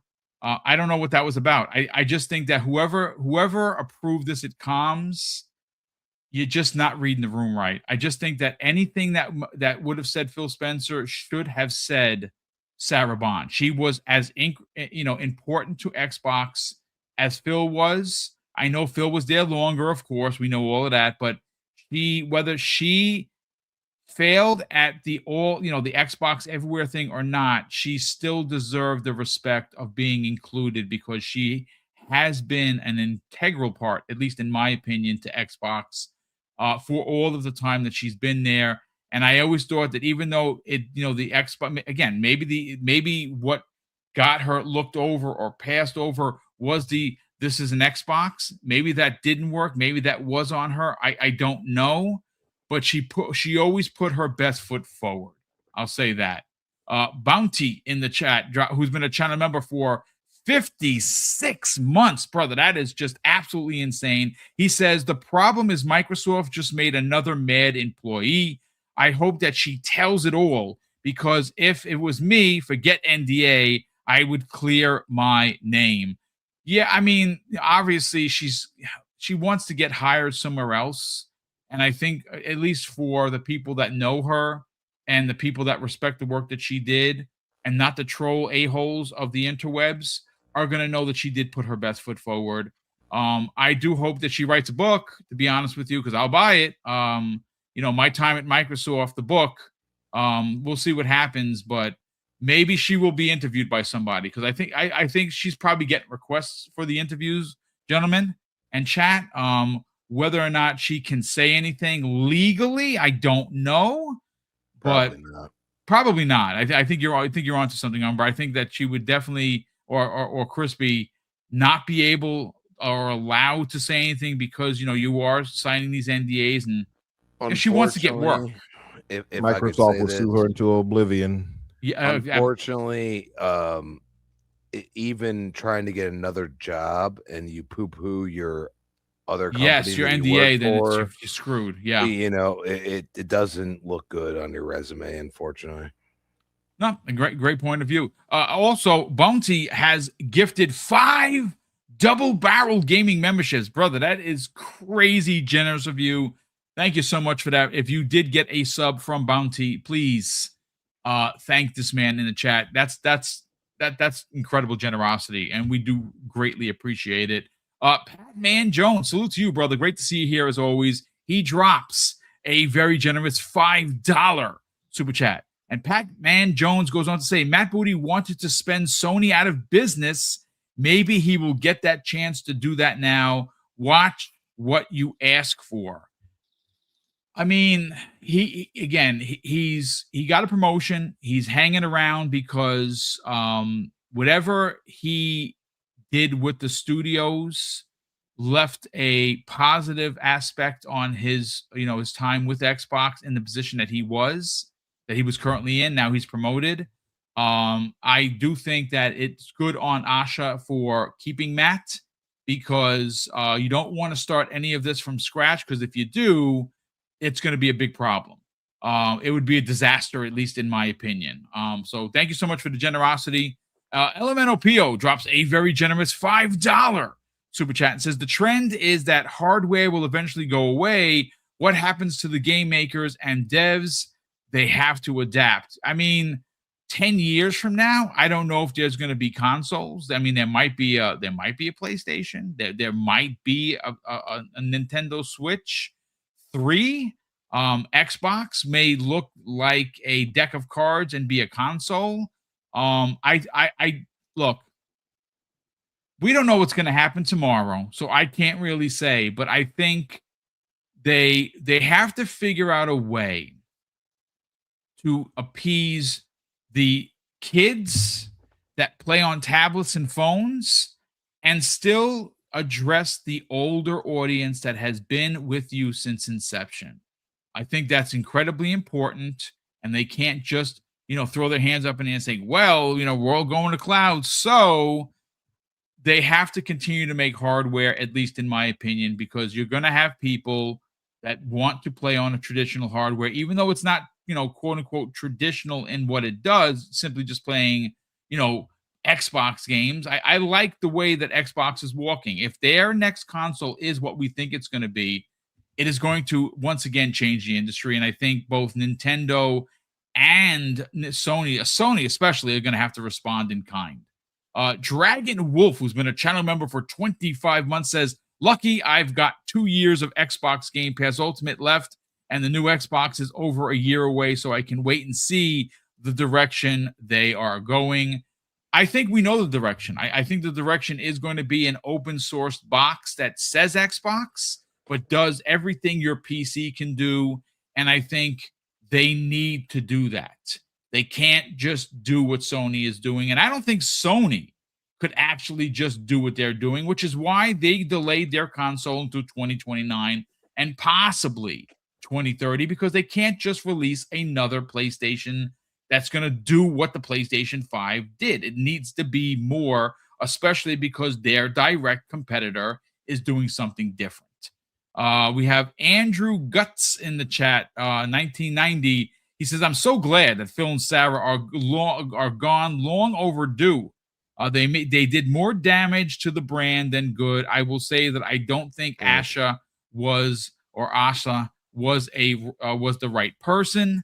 I mean, listen, I disagree with that, Andrew, but I also appreciate, your commentary. We'll see, because again, sometimes you ask for things and when you get them, they're not what people wanted. And that could very well happen with Asha.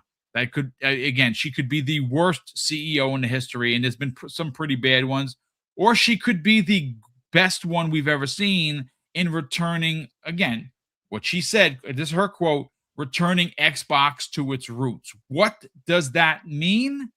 We're going to have to wait a little while to see, but I hope that it is bringing back, console as the main focus and having all these other ways to play be a part, but not the main part. Again, we will see. Hargeet Chani, who's been a channel member for 41 months, and he says, not on social media. So just asking, did Microsoft themselves say anything about Sarah? The answer to that is no. The commentary that came the way of Asha herself mentioned Phil, but not Sarah. Satya's letter, to Phil was to him, not to Sarah. I didn't see anything from either of them afterwards, but then it would have been considered an afterthought. We will certainly see. But no, that's why that's why Microsoft is getting a lot of backlash, because, and that's where the whole scapegoat for thing came from, and I kind of feel that way. I just don't like it. It's a really bad look, man. Again, it's just, yes, Phil's important. He was the CEO of Microsoft Gaming. He's retired. But Sarah Bond was the president of Xbox. And anything that she did, Phil did. Anything Phil did, she did. So I kind of feel that if you're going to address the elephant in the room, so to speak, she should have been a part of the conversation. And unfortunately, Tom's messed up, man. They messed up. They really did. Bounty drops an additional very generous $10 super chat and says, business is business. And this is my opinion. But that's the problem with gaming, I guess, with gaming.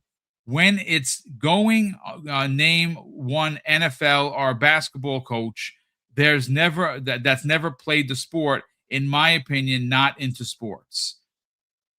So I mean, I've heard it broken down with, like, you wouldn't hire a person that never played an instrument. I saw someone, I don't remember who said this, to be to be in a band, or you wouldn't hire someone that's never watched a film direct a movie. Yes, a little bit, but I kind of want to retreat to what Strauss Zelnick had to say from 2K when he was being interviewed about the delay of Grand Theft Auto 6, and the interviewer specifically asked him, "Are you a gamer?" He said no. He goes, "I don't play games," and I'm paraphrasing a little bit because I don't have the exact saying in front of me. But he said, "No, my job isn't to play games. My job is to sell the brand." And that's okay, folks. He knows what he's doing. He's made a lot of money for 2K. They're going to make a ridiculous amount of money with Grand Theft Auto. Crazy. And I don't think that Asha needs to be a gamer. She just needs to understand what's important about being one. And I think she's going to learn, man. Again, we just got to give her an opportunity to take on the role before we pass judgment. Again, look from a side eye. That's fine. Be cautious, be suspicious, be all of those things, but we got to give her an opportunity to show what she's going to do. We can't just judge her based on the fact that she came from Instacart, and she worked with Satya and AI. Yeah, we know all of that, but she's got to be given an opportunity as the Xbox boss to pass or fail, man. That's just my take on it. It's me, the broke boy, drops an additional very generous $5 super chat and says, see, here we go. The Take-Two CEO said it best in regards to Asha's role. He said, I'm not a gamer. My role is to get out of the devs/studios way. I'm sorry, Will, I stole your point. I did not see it, but I didn't steal all of it, just a pinch of it. I do that quite often. Apparently. We always do that to you, Will. But thank you so much for the incredible point of view. And he actually had the quote. So Will's point was better than mine. Gamer by Choice has been a channel member for as long as the channel has existed, ladies and gentlemen, 77 months, which is just insane. He says business needs a combination of management that understands the customers and have the love for the product they produce. I just want Xbox to succeed or be replaced with something that can. I want games. And that's a great point. And look, she's not an Xboxer, folks. She's not a gamer, and that's okay. I think she's saying all the right things. Bringing Xbox back to its roots has me excited, man. What does that mean? That might mean exactly what Crispy Bond went on a rant for. A crispy rant we got live on the air where, yes, don't make it a dead-on exclusive, but make people want the game having to wait 6 months or 2 years. Right? Don't do the full exclusive thing, right? You don't want to piss off regulators, but hey, you want to play this in the first 6 months of its existence, you play on PC or you play on Xbox. You're not playing on PlayStation. Tough titty, right? That's what we're hoping for. Will she? I mean, she literally answered someone about going to exclusives, and she says, I hear you. So are they going back to full exclusives? No, but could they make people want a game as great as Gears E-Day and have to actually either buy an Xbox or play it on PC or wait? Yes, they can do that. And she could spearhead that. She could literally say, this is what we're going to do. Because E-Day has been assumed that it's releasing day and date. You heard Paris say it, but what if that is no longer the case? They change things. No, you know what? We're going to go back to being a renegade and saying, tough crap. You're not playing this game, pony. You're going to play it on Xbox and or you're not playing it. Maybe she does some crazy shit like that. I don't know. But again, we got to give her an opportunity. Dan the Man Cunningham drops a very generous $5 super chat. And he says, my concern is that Satya handpicked Asha to deliver his vision of Xbox, not hers, not Phil's, and not Sarah's. I trust Phil. I don't trust Satya. Can I just say this? Please. She said the naughty word, slop. She called it slop, AI slop. And I'm telling you, didn't Satya say, don't call it slop? I don't know. Maybe she's in her ear, his ear better. I think she was trying to play it up like, oh yeah, we won't. It's like, it was like both of you guys are right. You know that, right? It was the most obvious thing to say, like, oh yeah, we won't give you AI slop. Like, because they know that the AI thing is contentious for people. I mean, am I going to go against my executive that's in front of me? Like, I don't know. Like, it's interesting. I think we're going to find out. And you're right as well, Umbra. Like, dude, we're going to find out, man. It's a well-planted seed. We'll see how it grows. Let's just say that. How about that? But I will agree with that message that was sent, because ultimately, I don't know if she has her own vision. Like, that's the thing. I think that she will be following Satya's vision. I agree with that. I don't know what hers will be, but we do have to your point, when we do have to wait and see. So I can't say. I'm just a feeling so far.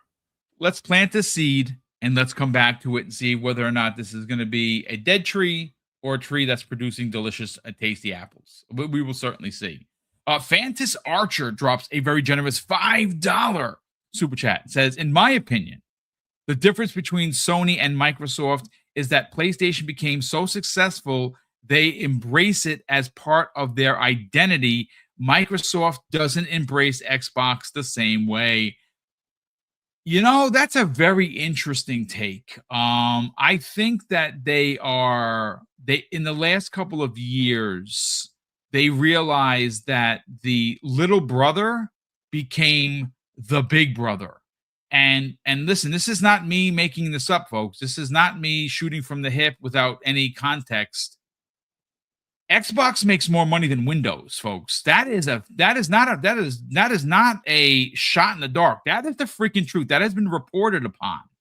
And now is that in Windows totally umbrella? Maybe not, but in certain aspects, it's making more money than Windows is, and that's why they're taking this shit so serious, because they have. I mean, Game Pass last year in their fourth quarter was announced to have made for the year $5 billion, and they invested $1 billion. You heard me say this yesterday. That's a lot of money. That's just Xbox Game Pass. That's not everything else. So they're making money hand over fist, maybe not as much as they want. And this whole 30% shit that came the way of Amy Hood, again, bad messaging, man. They need to figure that out. The messaging needs to change. And I do hope that Asha spearheads better messaging for Xbox moving forward. That's just I will say that. It's me, the broke boy, drops an additional very generous $2 super chat and says, interesting, Asha, her name means hope in Hindi. Well, I did not know that. That is a great factoid. And well, folks, let's hope that what she brings to the table is a new revised vision of the Xbox that we know and love and what it used to be. That would be a great way for her to make her mark. Even better. I hope Asha gotcha. Oh, because Asha mean hope. Asha gotcha. I like what you're doing. I'm being stupid. I'm tired. That's all right. Listen, we can be silly. Day Reezy drops a very generous $2 super chat and says Umbra is in rare form. He stayed up for the whole show. Yeah, come on, leave my man alone. He does work midnight. So again, him being here, we're always very grateful that he's here. And lastly, before we get to Crispy's outro, it's me, the broke boy, drops an additional $2 super chat to say, damn it, Boom. And yeah, I only stole a small part of it. Your part was better. Let's just say that. I will admit that live on the air because you had the actual quote from Zelnick. I was just shooting from the hip. So like his point better than mine. Again, thanks so much for the generosity. But Crispy Bomb, if people want to reach out to you and get the crispy truth and potentially get a side dose of receipts, where can they do that, sir? At Chris Bomb on X, Chris Bomb 28 Xbox Live. And I just want to say, my family, the chat, gentlemen, what they do with E-Day is going to let us know what their thoughts are.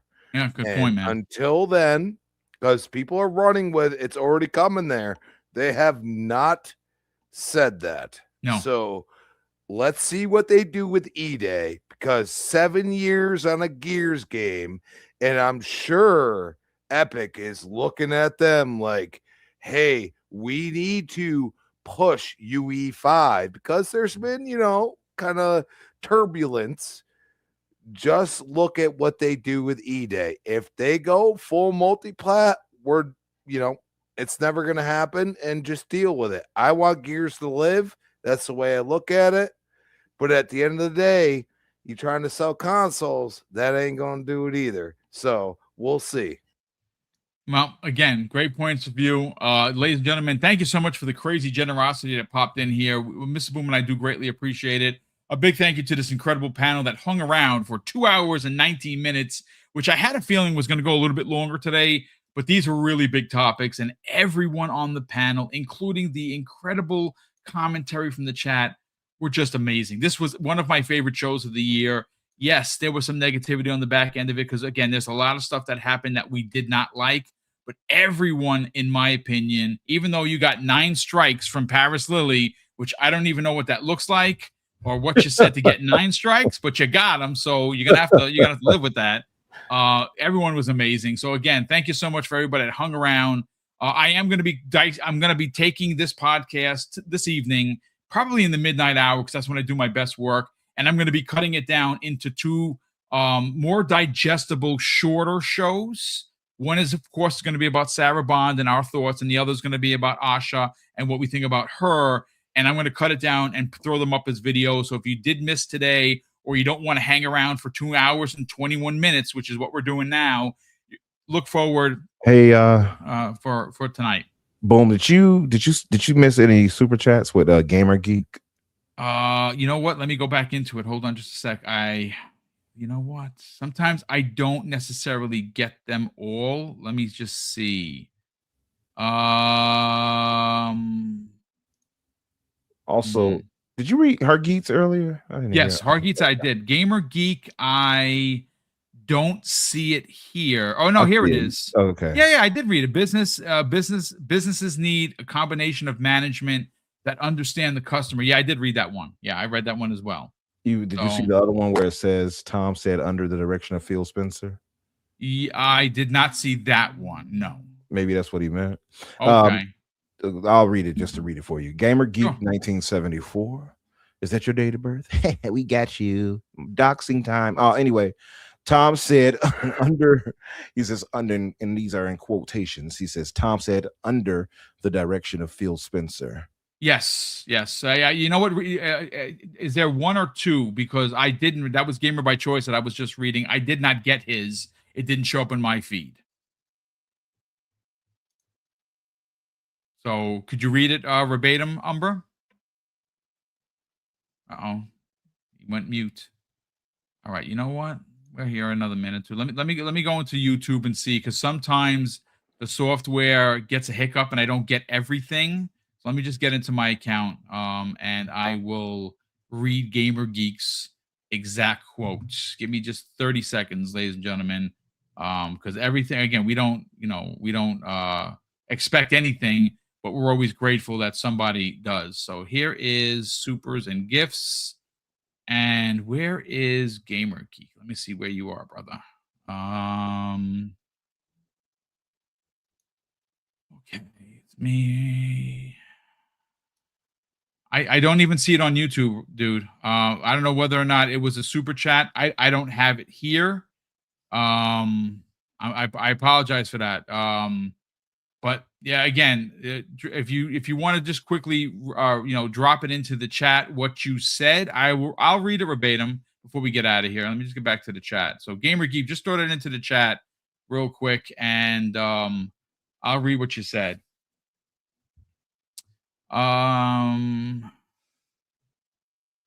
Yeah, Gamer Geek, brother, again, he says you never read my super chats, but I read everyone's super chats. If I miss it, I feel like a POS, but if they don't get it on YouTube and I don't get it here, then it was never sent. So I don't know what the deal is. You got to check, man, because I did not get it, and I checked YouTube and it's not there either. But listen, ladies and gentlemen, that's going to do it for us here. Again, apologies to Gamer Geek for his commentary. We don't have it in front of me, and if I don't have it, I can't read it. I want to thank everybody that took the time to not only be here for over 2 hours. Let's see. He said that he got it. My point was that Tom acknowledges that Sarah implemented the plan under the direction of Phil Spencer, so she is not solely responsible. I mean, that could be very well true, and that's why Phil is retired. You've heard people retired before that was kind of like, well, you're gonna retire. Yeah, and Jim got a cookie. Yeah, Jim got a cookie. Jim was retired, quote unquote. So that could have been what happened with Phil. We don't know. Eventually, again, Tom's article, read it. It's well written. Has a lot of information. It's information that he got from people that he spoke with. It did feel a bit like a hit piece for Sarah, in my opinion. I don't think he really wanted it to be that, but that's exactly how it came off. And I wasn't the only person on this panel to think so. I think a lot of people in the chat and everybody on the panel felt the same way. But of course, listen, no apologies, Gamer Geek, brother. If you put a message in there, I gotta read it. That's because we don't.